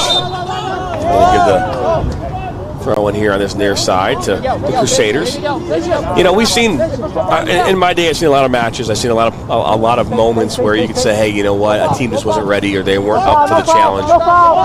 Crusaders came out here. They're going at this back line of Bethel, and while they haven't had the success yet that they're looking for, it's something you can build on, you know, and that's something that I think is really important to talk about, right? Is that, you know, while Bethel's allowing them to come at them, they are having success by using the width of the field, especially on that far side. You're seeing that give and go from Suzuki, from Gomez, from Nakajima on that far side. That's creating the opportunities. We've seen it now at least 2 separate times where a sliding tackle has stopped a promising attack on that far side. Up this near side, they haven't had a lot of success. And that's not because of Rafferty. That's because it's well-defended play. But they might be using that weak side on purpose. But what you're looking for on Madonna right now is how do they build in the second half, right? How do they take what they've learned about this back line of Bethel and attack it on another level? And obviously you're missing a player like Jory Lopez who's 10 goals last season. It's a big difference, right? Yeah, and I think Jory Lopez makes a difference in this game, right? You know, so that's another player that can be dynamic enough to create opportunities and might be the difference maker in a game like this today. But this is an opportunity for a player like Fletcher Van Hout to step up, right? Nakajima to continue to step up. Other players to step up in these roles. This ball out wide now to Mazza, down by the end line. Looks to put this one in, and that one will drop almost to Brezzi, but cleared up by De Castro. Call foul there. Yes, you're talking about the Crusaders and really using the width of the field. Really they're having a good job offensively. Some great defensive plays by Bethel. Last minute has stopped promising chances. But I mean, one of my favorite phrases from growing up playing sports from any coach I really had. They all had the same mentality. I think it's a pretty universal thing, and definitely what the Crusaders are going with right now is if you have that pressure, it may not go your way at this time. It may not go your way next time. It may not go your way the next time after that. But eventually, if you do it enough times, it's going to happen. It's going to go your way. You're going to get that lucky bounce. You're not going to be that unlucky, and I mean, that's just what you got to hope for right now. Keep the pressure on. Hopefully one time it goes your way, and when that time comes, you have to be ready. We just saw number 7 step in, Sally Mugala, coming in here for the Pilots. Mugala's bringing a lot of energy right away, stepped in, just flying, and I mean, that's what you got to do to a Crusaders team that looks a little bit tired, looks a little bit like they're mentally just getting a little bit drained in this first half, kind of just fighting down the clock, nearing 5.5 minutes left in the first half. I mean, that's what you need. You need the energy to force on them. Don't let them sit there and make decisions. Play back, and that's over to Castro. It's not the pass you want. This one is going right over our tent into the woods. Should wave out the tent.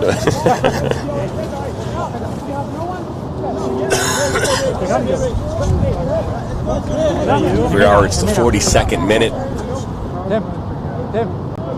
Now our clock might be a smidge off.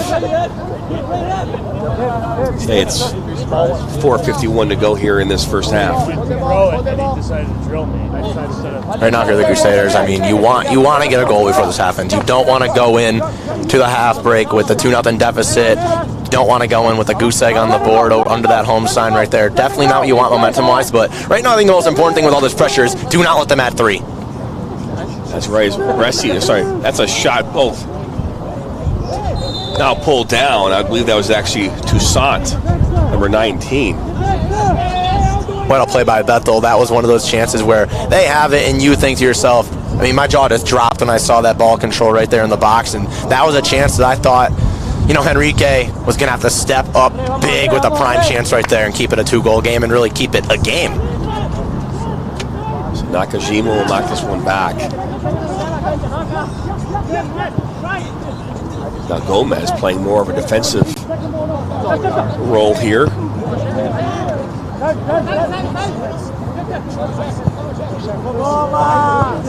One for noting. Gomez right there to defend for the Crusaders.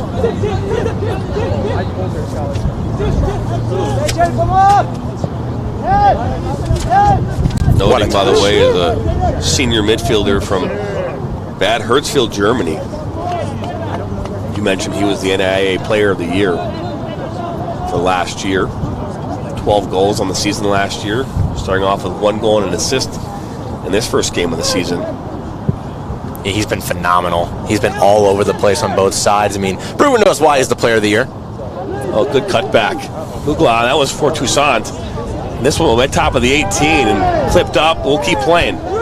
Suzuki was the one that had that collision there.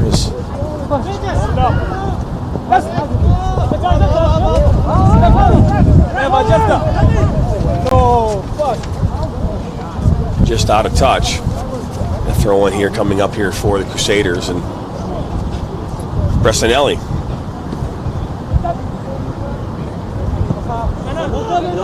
Reminder, tomorrow night we'll be out in Flint at Atwood Stadium as Flint City Bucks welcome in North York Academy from Toronto. Kickoff at 7:15 Eastern. Pre-game begins at 6:45. Live right here on the Michigan Soccer Network.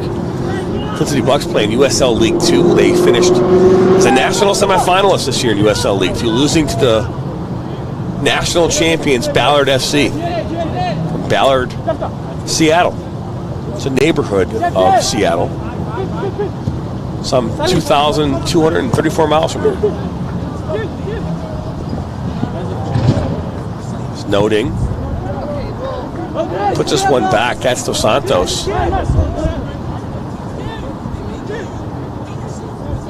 You're seeing the versatility in positions as you see a player like Noding who's received the ball up top and there was so far back towards top. They almost playing a center back role in that moment. Now he's in the center of the park. So you see the versatility of these players and how they're not tied to a role. They're not tied to a midfielder. They're not tied to being an outside back. The game of soccer has changed so much over the years where you have to be so dynamic as a player to be able to put yourself in any position on the field to be successful.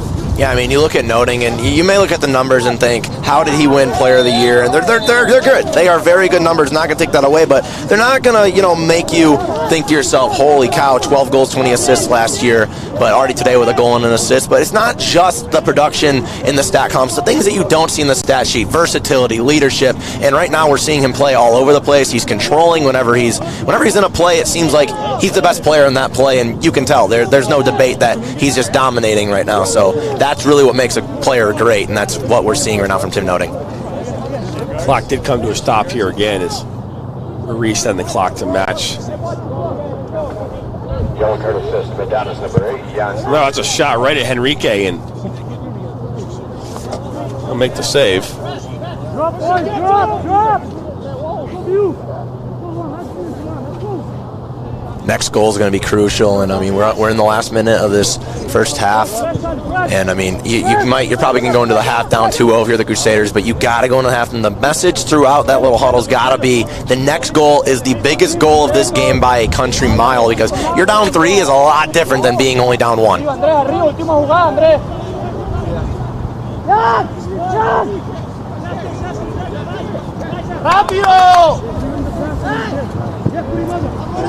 Near side here to Bressolini.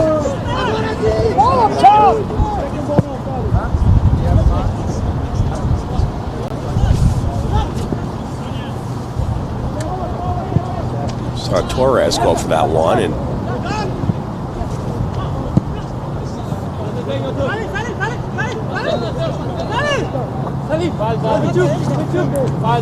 good work from number 7 Mugawa. As we're down to the last couple moments here, and that will wrap up this first half. And what are your thoughts here, Sean, before we head to break? Physicality-wise, this is Bethel's game. They are controlling it physically. The Crusaders have kind of answered that. They've gotten a little more physical as that have continued, and you may look at 2-0. May think Bethel's skewing this field, but I mean, you look at all the stats that you can possibly get. You watch this game. It's a little more even, but right now, if you're the Crusaders, the message has to be the next goal is the biggest goal of this game. A 3-0 game is a lot different than a 2-1 game, and right now, if you're Bethel, I think the message is really clear. We need the next one because, I mean, everyone's going to tell you this. This is a pretty common phrase, but a 2-goal lead is the worst lead in sports. It is the worst lead, as you had mentioned. We talk about that all the time here on the Michigan Soccer Network. But we're going to head here to the halftime break. It is 2-0 here in favor of Bethel University. Goal coming in the 9th minute from Tim Noding, and then in the 30th minute, giving them a 2-0 lead. A goal from number 10 in Andres Gonzalez-Maza, assisted by Tim Noding. And that's where this game stands. We'll leave and send you off to break with some first half highlights. We'll be back after this.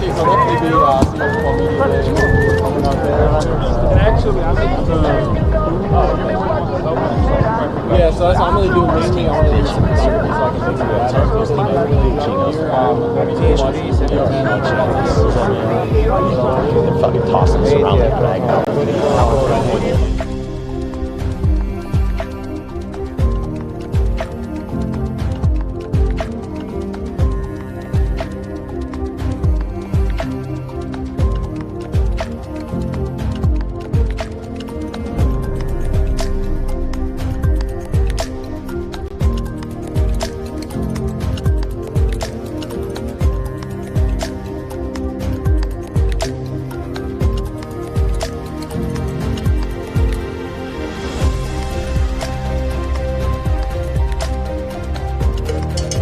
There's good.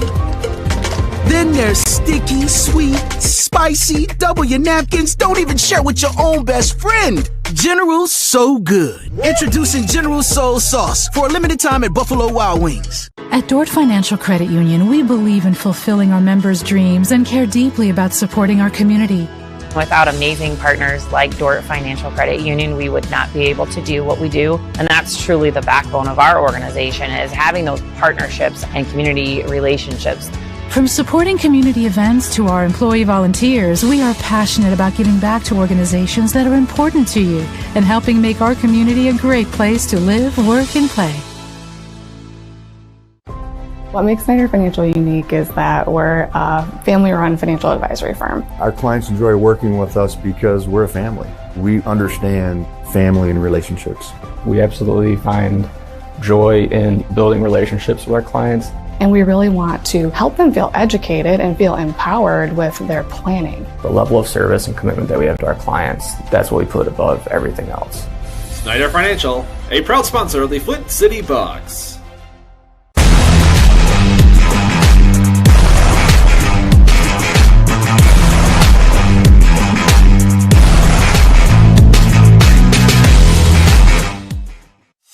Don't just burn calories, torch those little suckers. Base Camp Fitness Troy opening up this March will will help you get maximum results in half the time. Our intensity intervals of cardio and strength training will supercharge your calorie burn all in just 35 minutes. Make sure to lock in our founders rate and claim your 2-week risk-free trial by scanning the QR code on your screen. Base Camp Fitness Troy, located at 443 East Big Beaver Road in Troy, Michigan.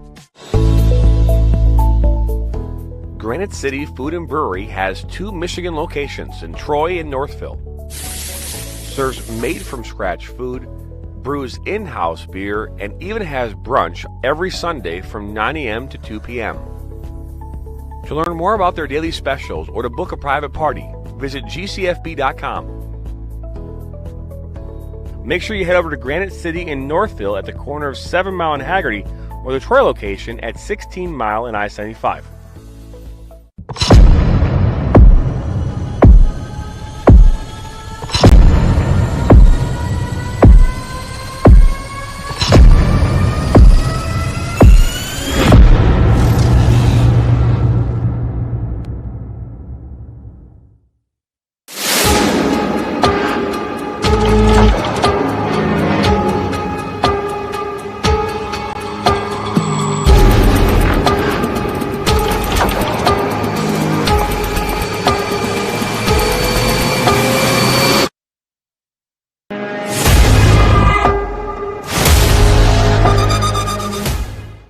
Now Worrell has a good cutback from him. He'll fire one, and that's going to go in!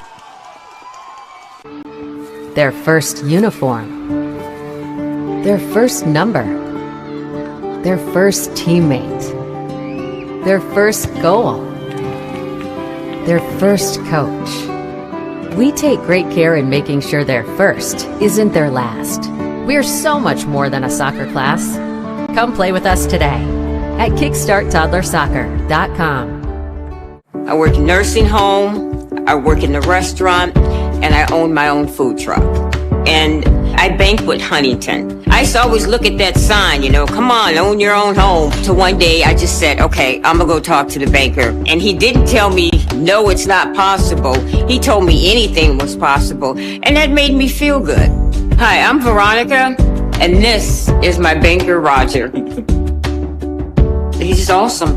He's a good guy. Beat Up Sweet Chili Lime Sauce has 3 perfect ingredients. Sweet, chili, lime. People keep telling us sweet isn't an ingredient. How these wings get sweet then? Introduce a new Sweet Chili Lime for a limited time at Buffalo Wild Wings. I'm a husband. I'm a father. I'm a sister. I'm a son. I'm a brother. I'm a daughter. I'm a sister. I'm a referee. I'm a referee. I am a referee. I'm a referee.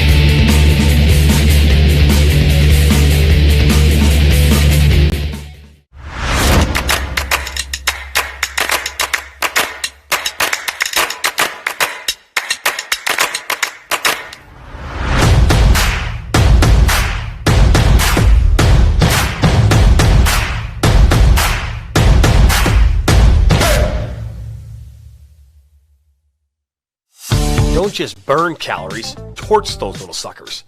Base Camp Fitness Troy, opening up this March, will help you get maximum results in half the time. Our intensity intervals of cardio and strength training will supercharge your calorie burn all in just 35 minutes. Make sure to lock in our founders rate and claim your 2-week risk-free trial by scanning the QR code on your screen. Base Camp Fitness Troy, located at 443 East Big Beaver Road in Troy, Michigan.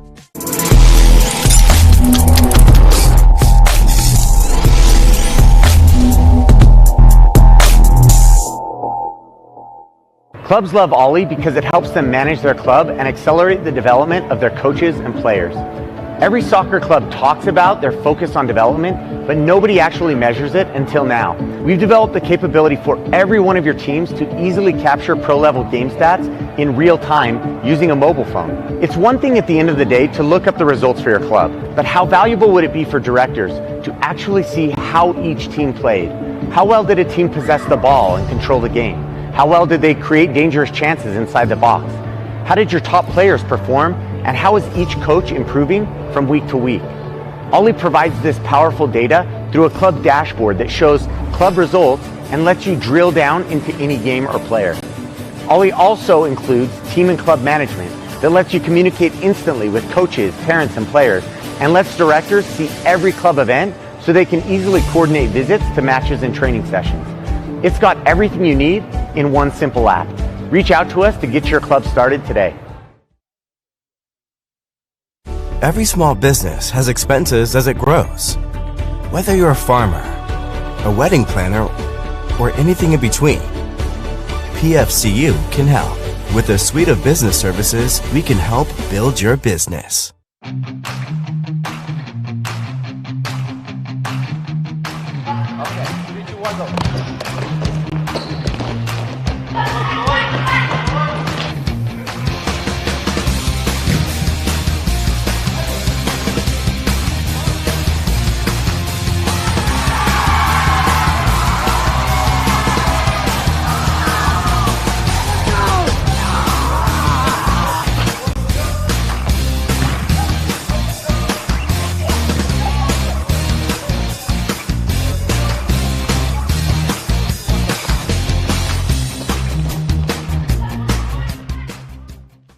Beat Up Sweet Chili Lime Sauce has 3 perfect ingredients. Sweet, chili, lime. People keep telling us sweet isn't an ingredient. How these wings get sweet then? Introduce a new Sweet Chili Lime for a limited time at Buffalo Wild Wings. Are you looking to grow here in 2023? Let the Michigan Soccer Network help you and your restaurant fill more seats. Help you and your law firm get new clients. Help you and your dental practice find more patients. Find more roofing customers this upcoming summer. And to help you and your medical practice find new patients. To learn more or get started, visit MichiganSoccerNetwork.com.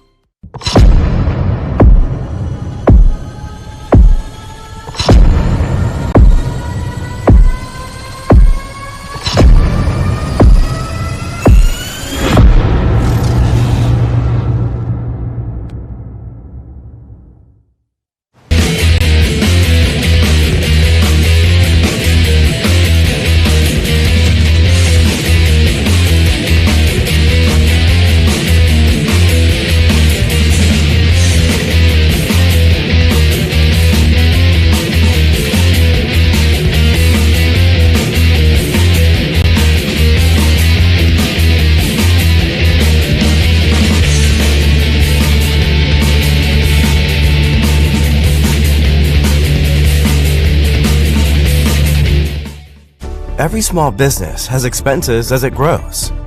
Whether you're a farmer, a wedding planner, or anything in between, PFCU can help. With a suite of business services, we can help build your business.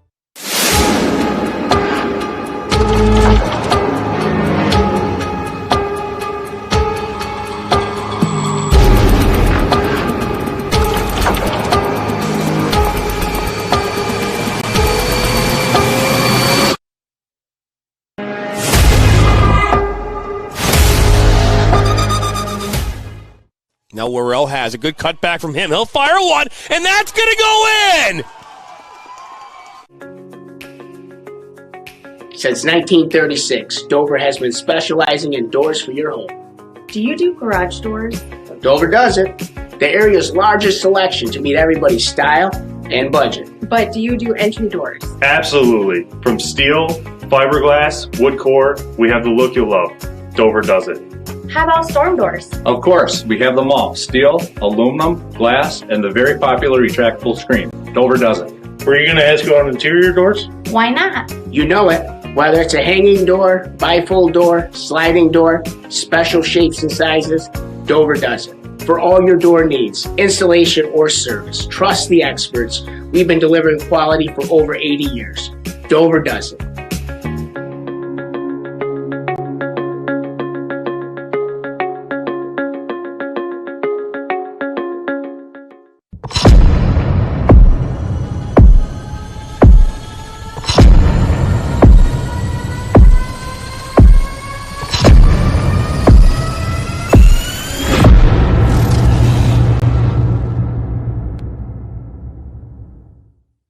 I work in nursing home, I work in the restaurant, and I own my own food truck.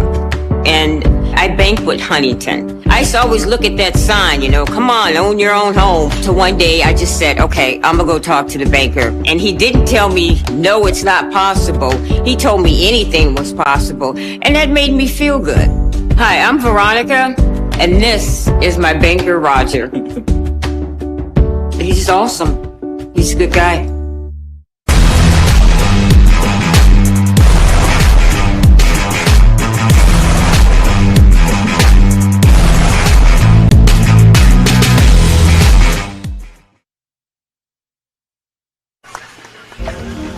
Welcome back here into Madonna Soccer Complex. John Turner and Sean Massa here on the call this afternoon. It's 2-0 here at the half as we get ready here for half number 2.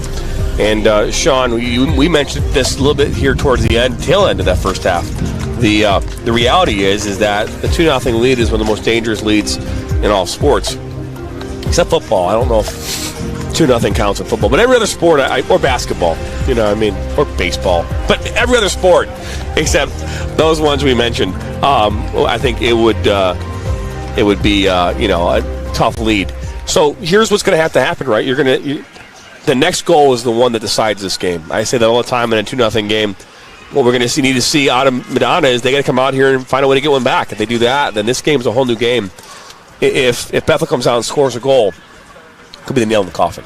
Yeah, you're down 2. You got a long half to go. It's not like there's 5 minutes left and you got to push now, but you can't be too conservative here. I mean, you got a Bethel team that's up 2. They may be thinking a little bit, let's just play shutdown. Let's get this game at the end. Let's just get it to the point where all we have to do is just clear it out and play shutdown, lock up the middle. You're the Crusaders right now. It's not necessarily time to push yet, but you got to put a little pressure on and you got to try to catch them slacking because you never know how they were feeling at that halftime break. But on the other hand, if you're Bethel, right now you're up 2, you cannot be satisfied with that. You need 3 goals minimum to really, I think, feel comfortable in any game at all, especially with a team that, they're ranked number 17 in the country for a reason. That may be a slouch to Bethel, who's number 1 and really showing it right here why. But right now, they're ranked number 17 for a reason. They're ranked nationally, the attention nationally, for a reason. We'll see if they can come out of the half and really show this crowd the reason. Also, show this Bethel team that same reason. So the kickoff here going to the Crusaders here to start this second half. They're in the black and blue kits going right to left now on your screen. And Bethel Pilots, the gray kits, going left to right.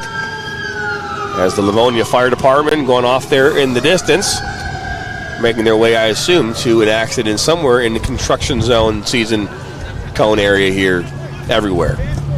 And I do just want to point out the last 2 times the Crusaders have been on this field, the semifinals and finals of said conference tournament last year where they ultimately fell in the final to Aquinas. All 3 goals combined that they scored in regulation time were on this net to our left over here at the stadium and to the left on your screen. So we'll have to see how they react. I don't know if there's something special about that one, but the last 2 games, 3 goals, all 3 have been on that net right there. Sharif Amal, and this one goes back to Dos Santos. Looks like there weren't any changes. We're back to the original lineups. Now, Toussaint actually now still in here for the Pilots. Looks to switch this to that far side, and Enrique calls him off. I think right now, if you're the Crusaders as well, this is a time where Bethel has been really getting those bounces, and they've been very conservative with what they're letting the Crusaders do on offense, letting them play around a little bit, just making sure they're locking up the middle and keeping the ball out of high danger chances. You need to try to make Bethel beat themselves. This is a team that they're not necessarily going to let you beat them. I mean, they're number one in the country for a reason. They've won a championship. They're not necessarily just going to roll over and really give you all the momentum in this one. You got to try to put yourself in a position where a ball could go your way. Bethel could make a quick mistake that bounces your way. You have to put yourself in that position to, succeed a little bit.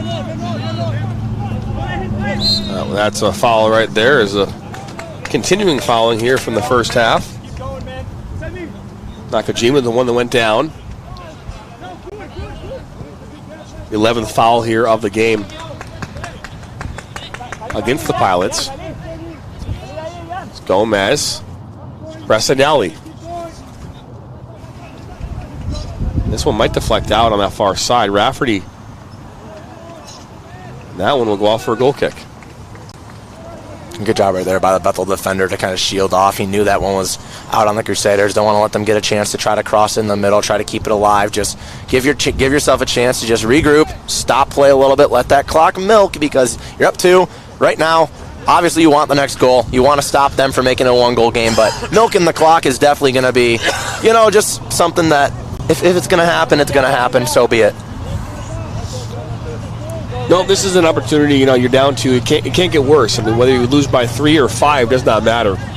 The reality is go be aggressive on the attack, create some opportunities. Don't make mistakes defensively. Don't give them freebies. But whether you lose by 2 or by 6 doesn't matter. Not that you're going to lose by 6-0. I'm just saying, go score some goals. It doesn't matter. You got to be aggressive, because it doesn't matter how much you lose by. It doesn't matter how much you win by. A win's a win, a loss is a loss, and it all seems the same. It's a 1 in either column, either way. So right now, if you're the Crusaders, you can't be thinking, let's try to keep them off the board, and let's try to just keep it a 2-goal game, a 2-0 game. You have to get in the back of the net, because down 2, we like to say how the only way you win games is keeping the ball out of your net. Well, that's true, but right now you're not going to win if you just do that for the rest of the half. You got to put it in the back of the Bethel net right now.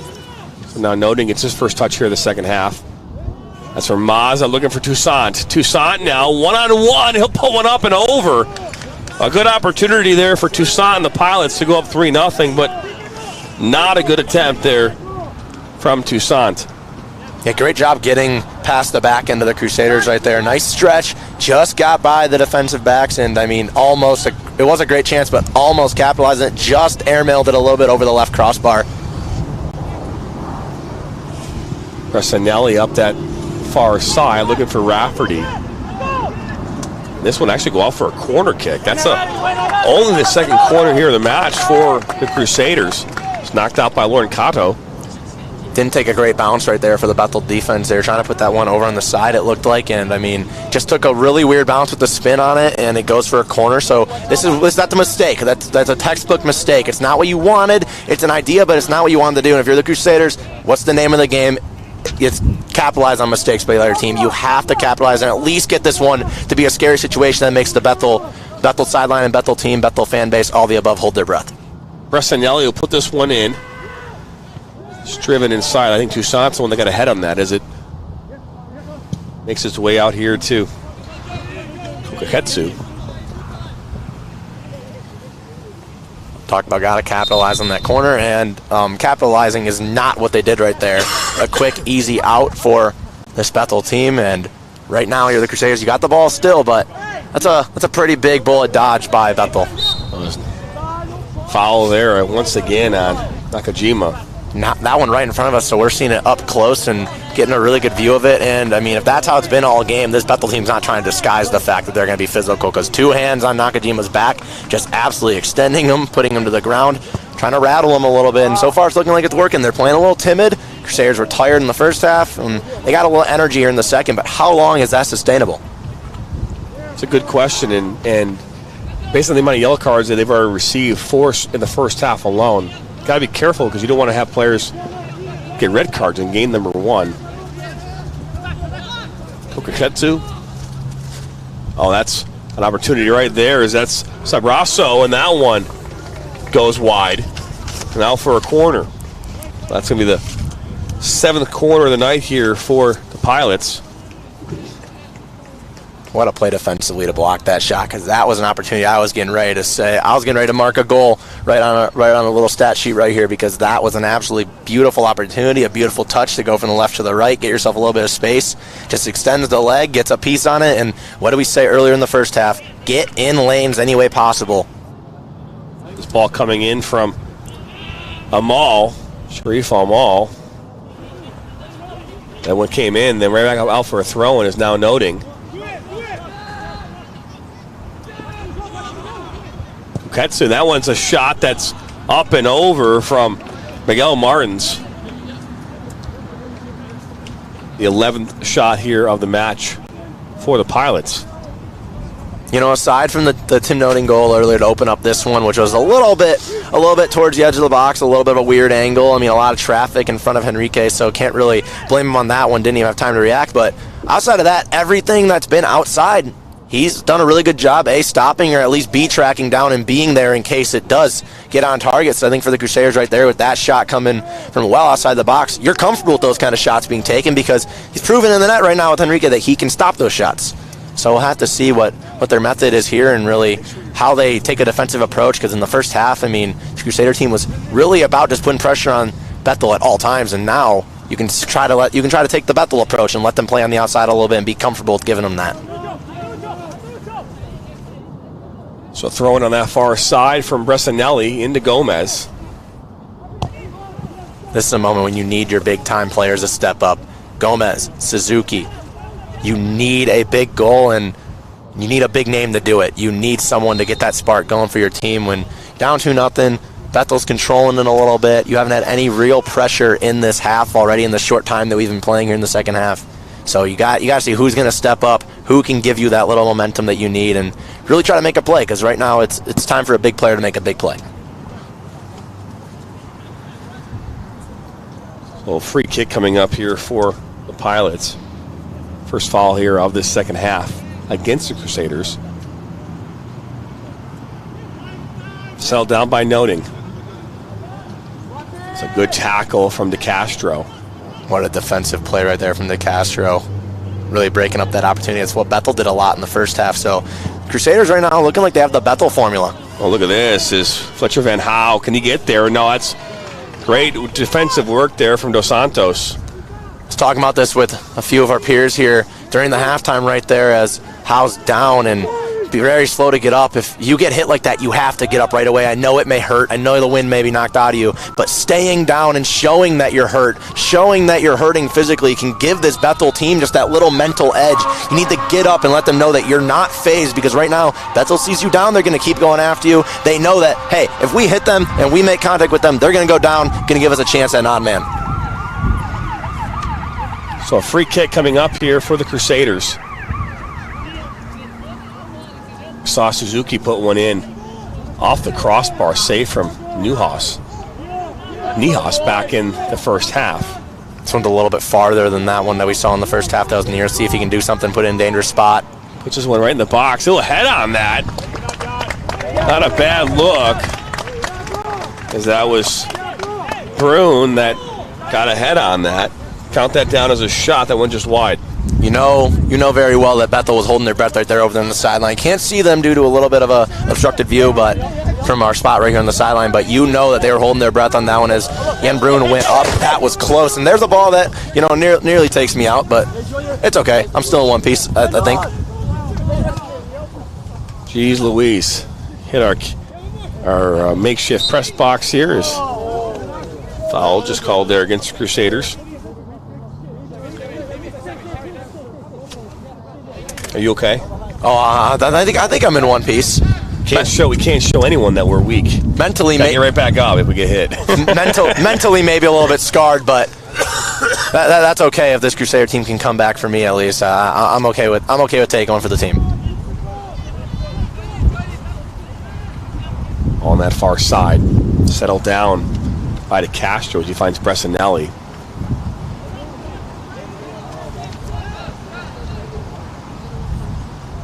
Oh, good work, but that's going to be a foul there on Rafferty.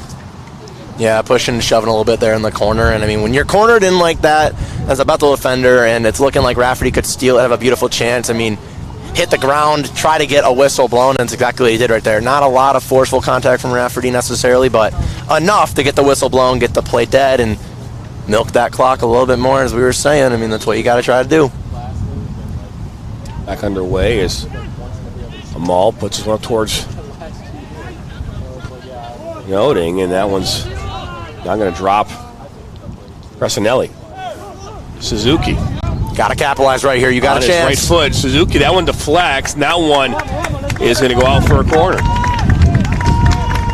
Suzuki hanging his head after that one. He knew he had a chance. He just hesitated when he hit it. He had that one touch with the left foot to go over to the right. He had a shot. He hesitated on the kick, allowed the defender to get in the lane. Got a corner out of it, but that's a golden opportunity. You need to capitalize on opportunities like that, at least put it towards the net, hope for a deflection of some sort. And last corner the Crusaders had necessarily did not go well. It was an easy head out for the Bethel defense. Got to see what they can bring here, see if you can get a little more powerful. The last one barely made it inside the danger zone right there with everyone scattered. So Gomez puts us right in towards the Castro. That one now shoved down. Not quite sure who went down there, but another foul. Free kick now. Quick free kick over the back line, and that one goes just wide of frame. Did that count? It did. So a heads-up play to maybe put that right on frame, but just couldn't put it on frame. Oh, that's a chance that you're going to want back in your sleep. Oh, that's going to hurt.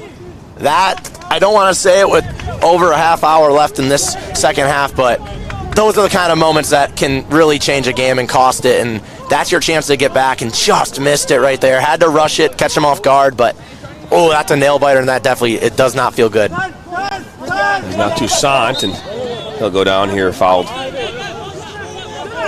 by Brune. Something Brune's going to bring is a lot of intensity, and you show it right there. He's full force, full head of steam, not letting the Bethel wingers have any room over here on the sideline, even if it's going to result in a stoppage of play, result in, a whistle with Bethel getting a chance to regroup. He's just not going to let you breathe. A ball over the top. That's a beautiful ball. Got a man in the middle, too. Piera. Got Mazza on that one. Dummy run now. We'll run over Van Ho. Here's a chance. Oh, man, just got over the head, but looked like he had a chance. Oh, wait, here we go. Kojima is right there for the Crusaders all over Koketsu. Fifth foul.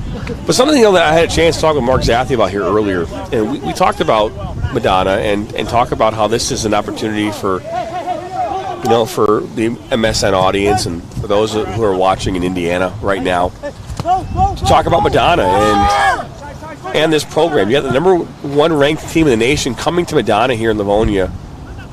This is cut back and cleared away by Brune. But talk about the importance of this game and what it means to this school, because you've got a team that last year they lost in the NAIA playoffs. Deep run, right? They had a chance to go into last year. 15-0-6, playing the number one team who won the national championship last year with returning top players on both sides, competing here on a Friday night, in the season opener. This is a great proving ground for young athletes to come play soccer.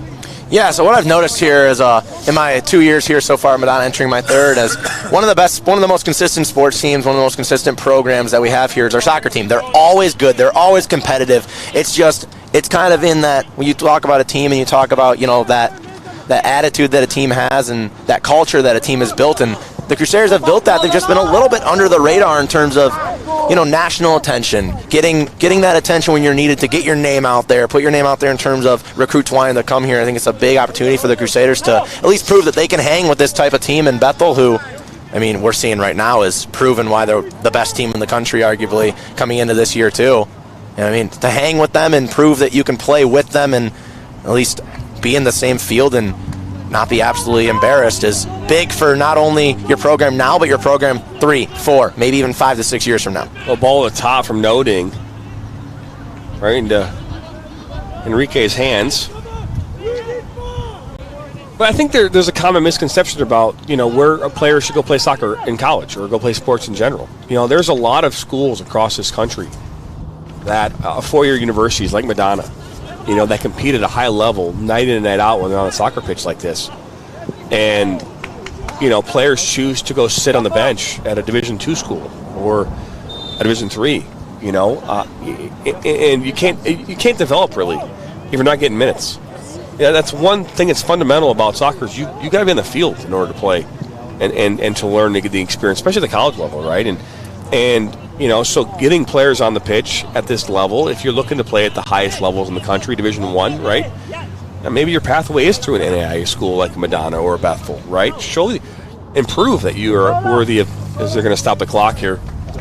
Yeah, I'm going back to that point you're just making. It's just, I think it's something to be talked about. I mean, when I was coaching at Groves and coaching high school soccer, the things that I talked about with players all the time is that you don't have to go to Michigan State and try to compete and get a Division I, scholarship to have success in college. You can start your pathway at a Division III, an NAIA school, a JUCO like a Schoolcraft, which we have a player who was a Schoolcraft last year, has not yet.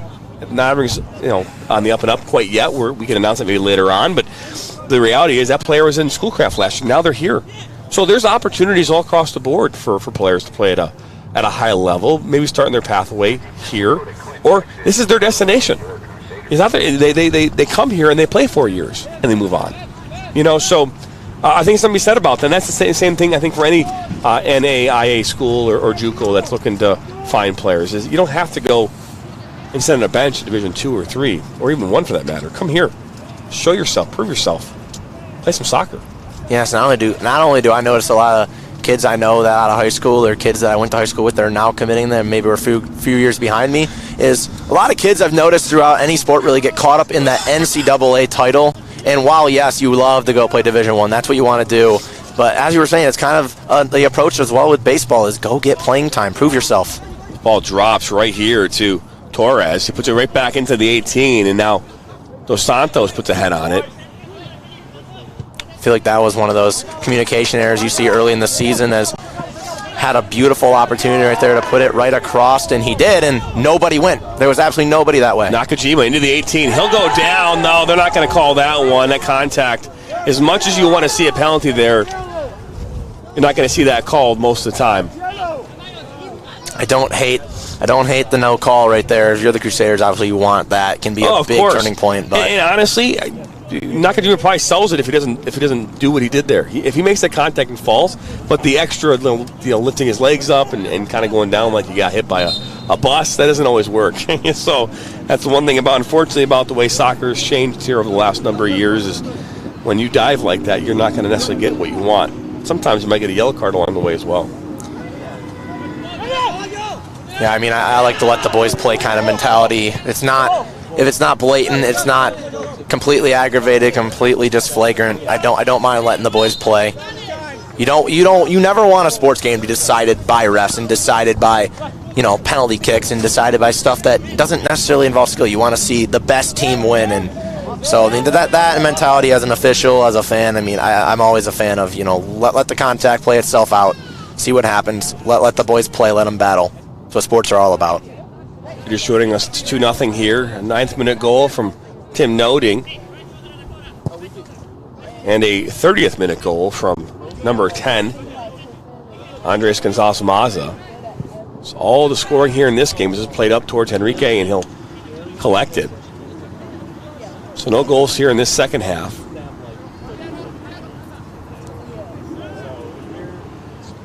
Seen a number of shots. I've seen a total of 11 shots from the Pilots, of which 6 on target. Only seen 6 shots in total for the Crusaders. Yes, we talked about a mere 20 minutes ago with this Crusader team, and we were saying it's not necessarily time that you got to go on full offense. You got to just push for any kind of momentum, any kind of attack you can get, but now, 20 minutes later, 25 minutes about left in this game, you're down 2. You need a goal, I'd have to say, before the 15-minute mark. You need to put yourself in a position where one can get you in a tie game and try to just get anywhere you can. If you get to the end of the game, you can get it tied up. I mean, anything can happen. So I think you need a goal, and you need one quick. I wouldn't say you need to get 2 in the next minute, but you need to get one pretty decently quickly. Pressinelli now under control of the ball. That's a high tackle. The yellow card's going to be issued. I think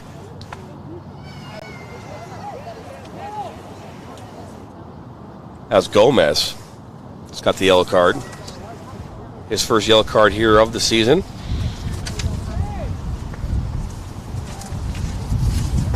See Bressanelli, the captain, having a conversation with the center referee.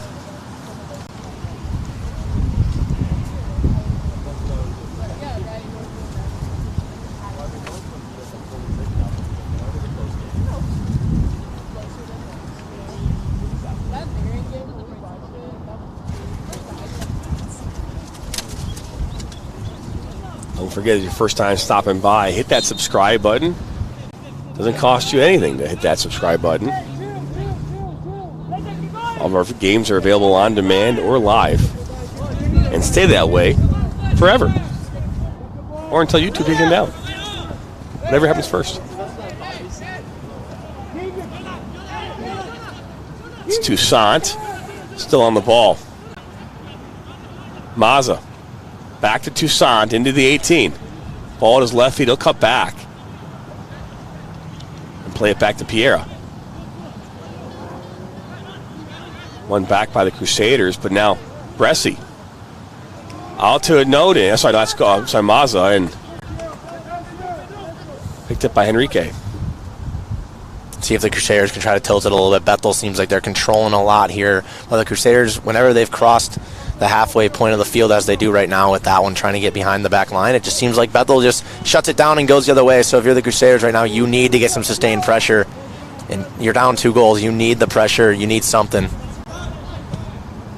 The psychological aspect of a soccer game, I can tell you this from perspective of being a player and a coach, is that when a team, when a defense and offense does not feel 100% comfortable in transition, it shows on the scoreboard.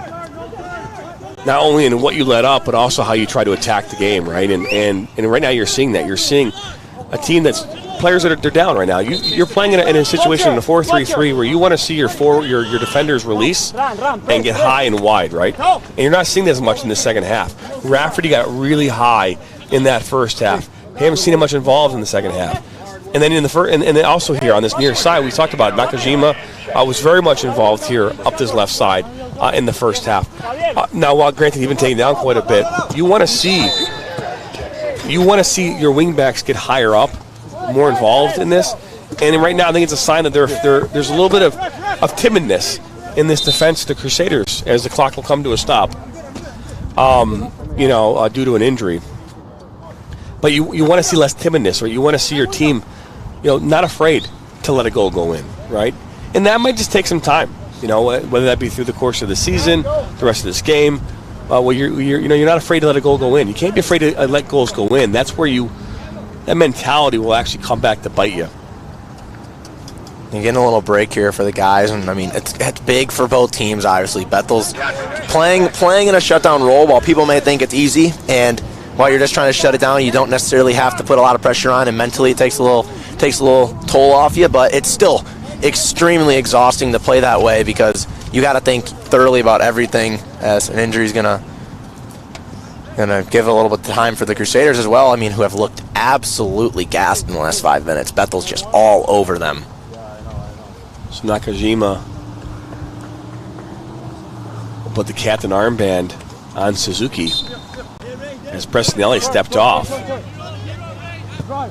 Came up hobbling there after getting nicked up. We saw number 29, Keegan O'Callahan, step on now here for the Crusaders.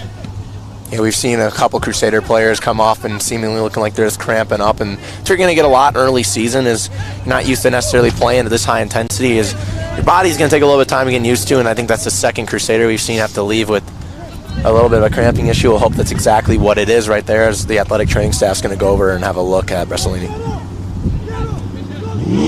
Good ball there from Noting. Enrique was right there. Stop that promising attack for the Pilots, who find themselves up here 2-0 in their opening night of their season.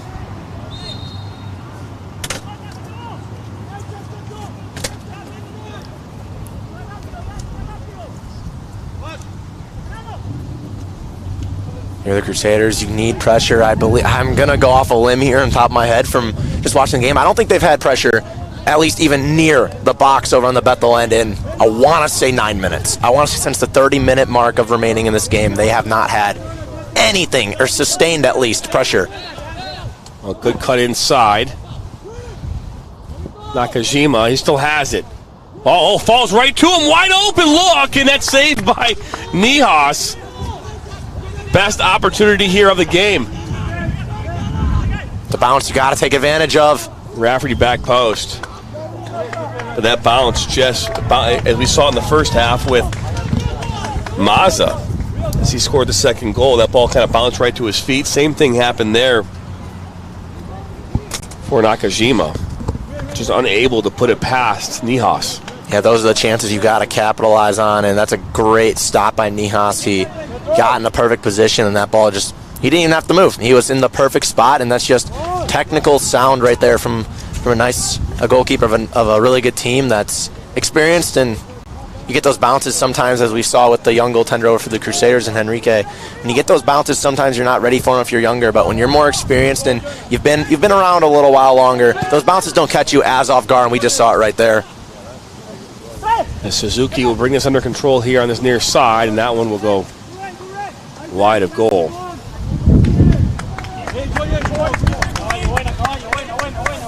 Crusaders will get back here on Thursday, August 24th, as they welcome in Point Park University, the Pioneers. And then on August 30th, they would be at Taylor University in Upland, Indiana.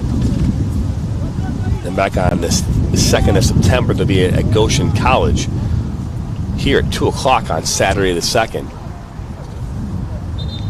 And for the Pilots, their next game will be against the Governor State University in the Fall Classic at 7 o'clock. And then on Saturday, they'll be playing against Oklahoma Wesleyan University. And then Williams Wood University, August 31st, 5:30 kickoff. And then the University of Northwestern Ohio on September 2nd. So there are a number of good games coming up for both these teams. It's going to stop the clock again. This is the Meyer player. Worse for the wear. Looks like cramps again over there. It doesn't look like anything major, not hobbling necessarily, like too severe, but it does look like Brune, who's already had to deal with a little bit of hamstring. We saw him rolling out over here on the Crusader sideline, had to check out of the game, and now he hits the ground. He's holding his right hamstring. Had to make sure I was getting the right side, but it looked to be his right hamstring that he was holding a little bit. He's over there. We're going to play on. He's going to roll out over there by the bleachers, but hope he's okay. So you see Ramon Rocha steps in now here for the Crusaders. Rocha, graduate student, 5'9", is all inside. That's not a bad looking ball at all. Unable to get their foot on it. It's Keegan O'Callahan. It's a great play by the Bethel defense, just standing tall. O'Callahan was trying to get physical down there and trying to body his way to get that ball into a prime position. He did not have any leverage going into the inside near the post, and the defender did a great job just standing in his way and not letting him have the opportunity that the Crusaders really wanted there, trying to get it past. Nios puts it back in, and Suzuki ahead on that, and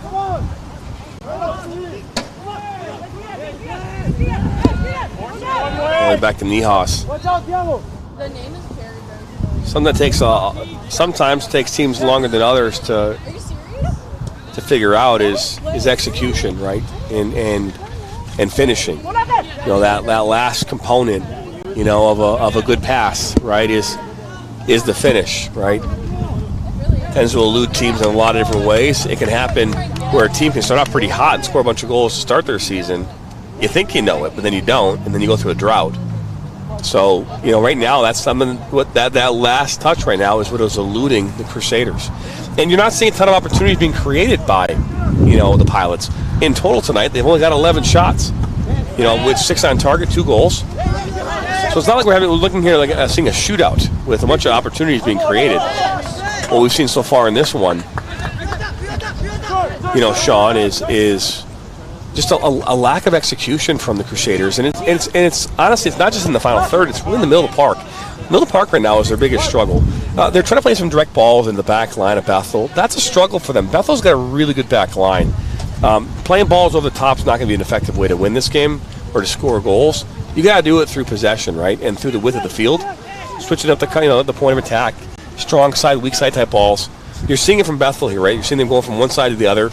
Guys, more of that. This one's cut inside. Good defensive work. I was going to finish your sentence over there, and then you just stole the thought right out of my head. Is what we're really seeing here is, simply put, there's been chances both ways. There's been really good chances both ways. We saw Nakajimi with the big chance by the net. But what we've seen really is one team that's executing and one team that just simply isn't, and that's the difference. I mean, it's really quite simple. People like to complicate it and say, well, this happened, this happened, this happened. No, it's execution-wise. It's been Bethel executing and the Crusaders not necessarily able to finish off the opportunities that they've gotten. Yeah, and they haven't really gone the direct route the entire game. You've seen some direct balls here and there, and they haven't been effective. So, reset, regroup, try something different, right? We saw the first half really using and taking advantage of that left side of the field. Nakajima was a big part of that. I think in the second half they've been trying to attack that right side, and it hasn't really worked out quite yet in this one. But, again, finding a way to go strong side with the ball, work that side, and then bring it back is I think, a recipe for success for the Crusaders here if they want to try to get one in here with 15 to play in this game. Now Rafferty on the ball, right, on this counterattack. Oh, good. I'll ball out here to Nakajima. Got to cross it. Can't waste the opportunity. Double team Nakajima. Keeps going. Finds Rafferty right at Nihas. What a stop. Individual effort, though, from Nakajima there to create that. He went through 3 defenders to find Rafferty. And a great look for Rafferty, just unable to get that past Nihas. We talked about Tim Noting earlier on for Bethel being the best player whenever he's involved in a play. You can tell he's the best in the field. I mean, if Nakajimi's in that play, he's been absolutely spectacular today. Just unfortunately on the stat sheet, it shows that he's done almost not. It shows that he hasn't got a goal yet. He hasn't got an assist yet because Bethel's been A, locking it down when it really matters, and B, just the Crusaders haven't been able to finish off. Well, good ball there into Callahan. This one pops up. You're going to call that a handling, and that's more ball to hand. I'm not saying I don't agree with that call. I'm not one to say a lot about calls, but that one, ball to hand. His hand wasn't in a natural position. So, sometimes, I mean, you may say you disagree with it, and I mean, as a former referee, I totally disagree with it. But yes, I'm not going to be too biased here as a bit of a Crusader.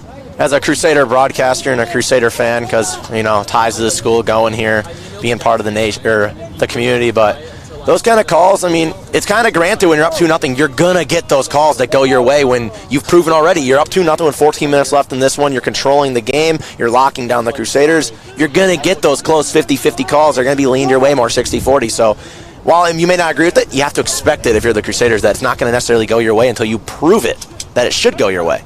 Gutierrez. One now comes back here to Amal. We can go over the top. Little flick. Gutierrez on the ball here, just outside the 8. Now in the 18. Is this one now deflects and cleared away? Good play by DeCastro right there, heads up, bounce right there, beat his guy to the ball and just gets it out, trying to clear it out of the pressure because Bethel right now has controlled every single second of this half. They have been absolutely spectacular. Aside from that chance we saw from Nakajimi that got the Rafferty in front, I mean, it's been Bethel 99.9% of the time. So Fletcher Van House steps back in. We're kicking O'Callahan. We saw Sally Mugala step back in here for the Pilots. 78th minute. No goals in 50-plus minutes.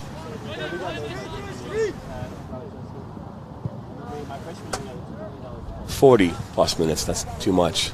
Just been Bethel locking it down, and I mean, the first half was, I'd have to say, even though it was a 2-0 score in the first half and it's 0-0 here, these halves, the scores of these halves don't tell the story. The first half, I feel like, was more of an even game where teams are going back and forth, opportunity after opportunity, and it was more of a level playing field. In this half, no goals have been scored on either side. It's a tie, but, I mean, at least from my opinion right here, you can tell me if I'm wrong or if you disagree, but feel like it's been all Bethel. I feel like it's just been tilted completely over to the right side. Bethel has had more of an opportunity to control the flow of this game for sure. You've seen a little less of an attack and going at the Pilots from the Crusaders in the second half. That could be from a number of reasons. Could be more of a tactical thing as well. This ball back now to Orncato.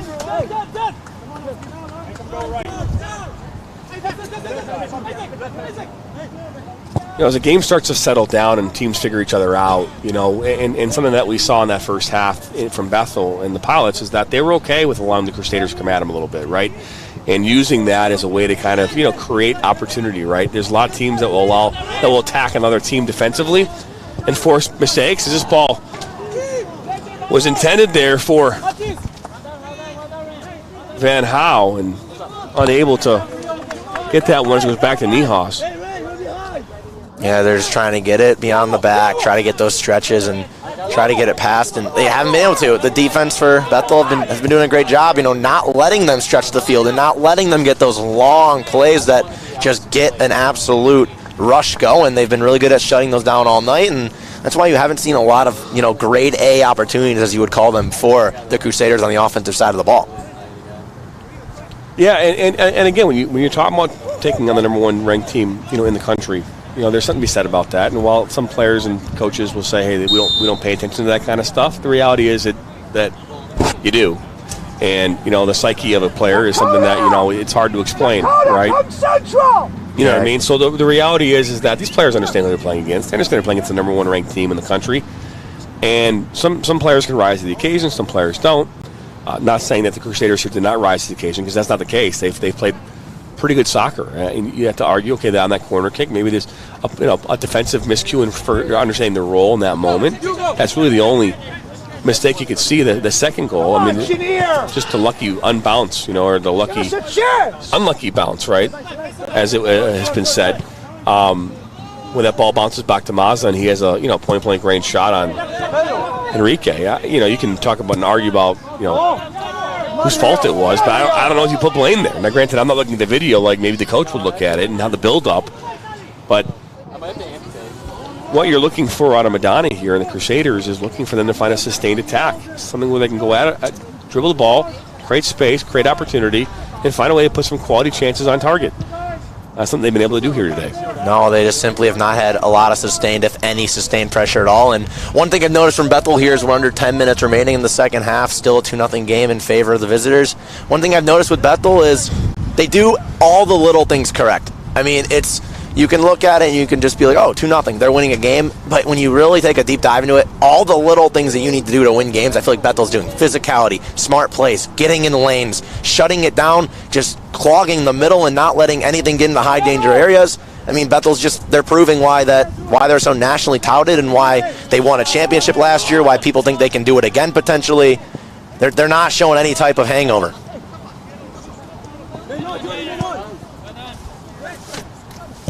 Rafferty will play this back to Castro. 10 minutes to play here in this one. Crusaders in a hole here, 2-0.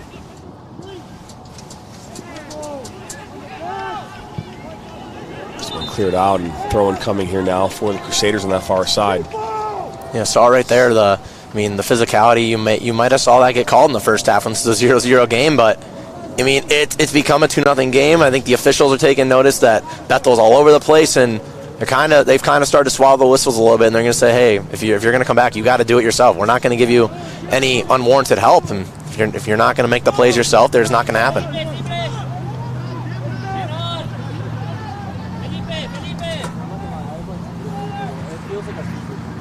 Did see that Dakota Clint came in here a few moments ago for the Crusaders.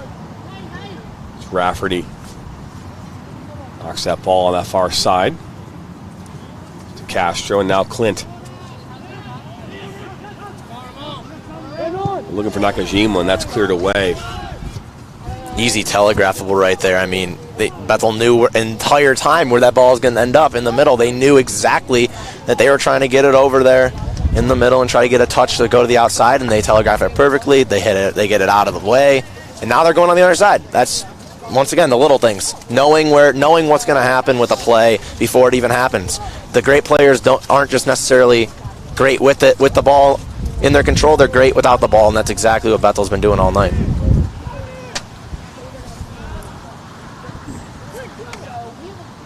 Dos Santos. Gutierrez on this near side. We'll cut it inside. Play it back to them all. 75% of you say who wins today's match. So 75 votes in. 65% of you say Bethel still. 35% say Madonna. They're the favorite for a reason. I mean, they're the number one team. Everyone knows that. They were the favorite coming into this one, and they have proven every single ounce of this game that while the Crusaders have hung in there, but they hung in there and played really good soccer in and out. But, I mean, Bethel's proven that they do the little things right, and that's what you got to do to win in big stages. And I think this is definitely a learning curve for the Crusader team, playing possibly the best opponent they're going to play almost all year. Ball comes in. Henrique can hear him yelling keeper as that ball kind of took a weird, I don't know, move there in the air. Yeah, that's one of those. The wind kind of held that one up a little bit. We're gonna go to a kind of a different sport type of field. That one. That's a little bit of an infield pop-up you see in baseball, sort of where it's so high up in the air and you're trying to read it, and then last second the wind just takes a different angle and it just doesn't go where you thought it was going to go. Even though you might have done that play 1,000 times, the wind definitely howling out here and had an effect on that ball, but luckily dodged anything bad happening right there.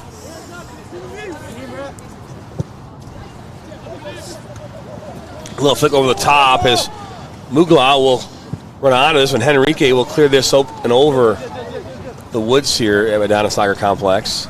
Might be at the softball field behind. It's a great play by Henrique right there, because that was a dangerous opportunity. He doesn't read that and get the jump he got. I mean, you're looking at a really big opportunity potentially to cross it, at least get something in front of the net for Bethel.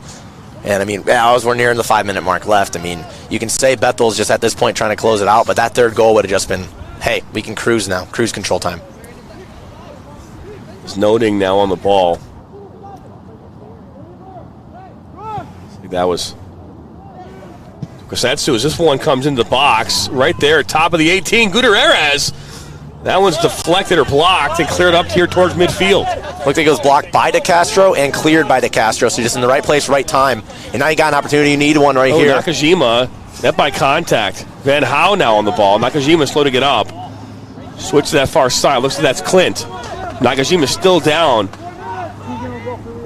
Clint, gotta get inside the 18. This one goes back post. Van Hou now still on the ball.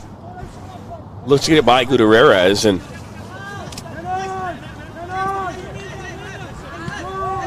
Mugla now downing.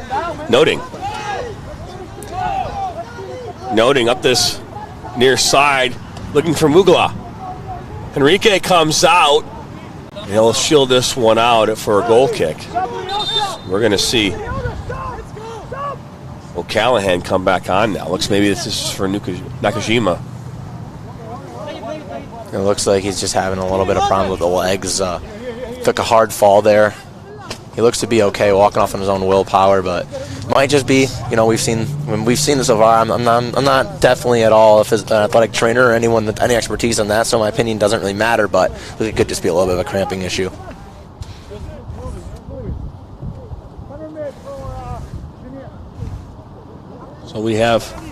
So the clock did come to a stop there.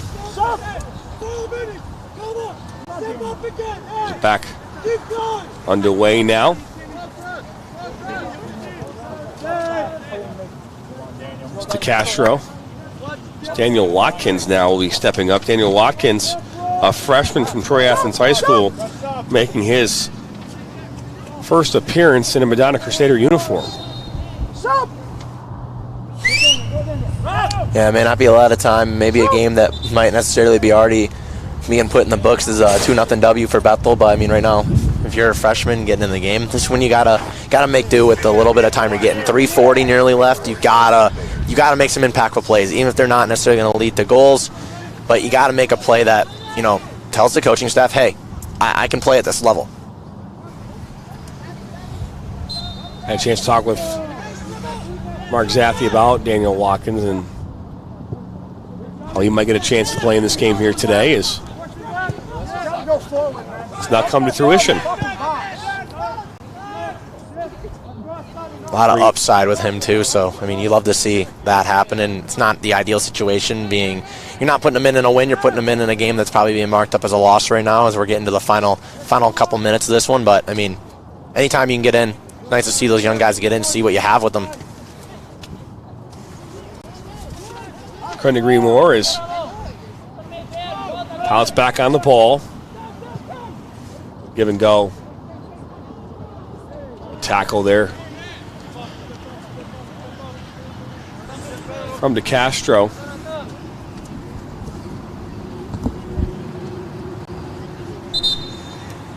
Stopping the clock here once again.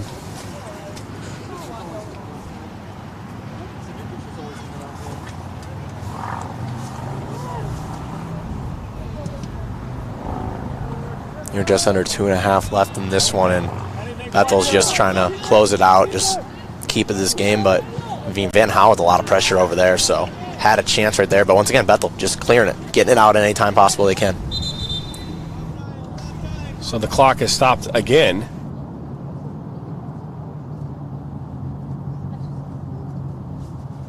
A lot of stopping of the clock here these last few moments, and feels like we're watching a basketball game right now, and all teams have every timeout they have. One thing I don't like about this, I know it's a college and high school thing, right? You stop the clock, and I was much a part of it when I was refereeing at the high school and college level. It's something I still don't like because a natural flow of just the clock running at stoppage time. But I get it. It's the way of the land in regards to the soccer world. It's another free kick here this time for the Pilots.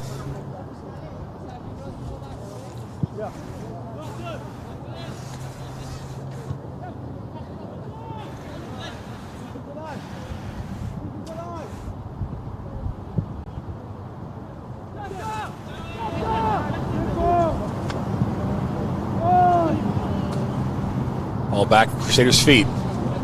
Van Howe still has it at his feet. Out wide here, now Rafferty. Let's put this into the top of the 18. That's O'Callahan with a touch. Oh, a toe save by Niehaus. A phenomenal save to keep the Crusaders off the board. He's been spectacular all night. Nothing's changing with nearing the final minute. You're up 2. There's no slacking off right now from the goalkeeper other than Bethel's side. He's been absolutely spectacular. This ball comes in, then cleared up here towards midfield. It's a win there by Rocha. He'll have it back at his feet. In the box.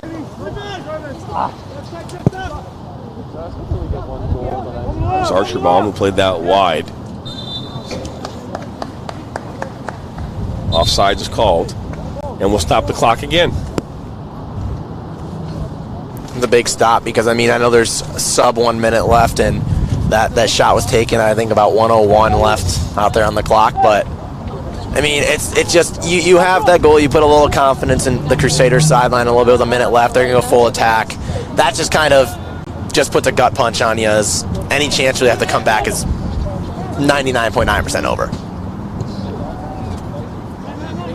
Suzuki here up over that back line. That's a good head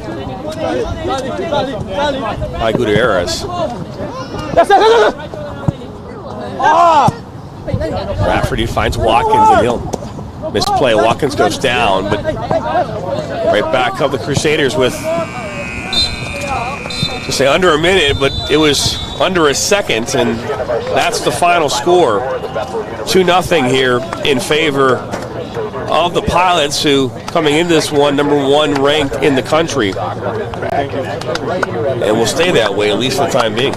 Yeah, I don't see any reason they should be off. If you watch this game at all, that's a team. That is a squad, for a lack of better words to describe them. That's a team. That's a team that is a championship team for a reason, and they're showing that they're trying to go back to back, and a lot of people think they can. And after watching today, I don't see a reason that if they play like this all year, they can't.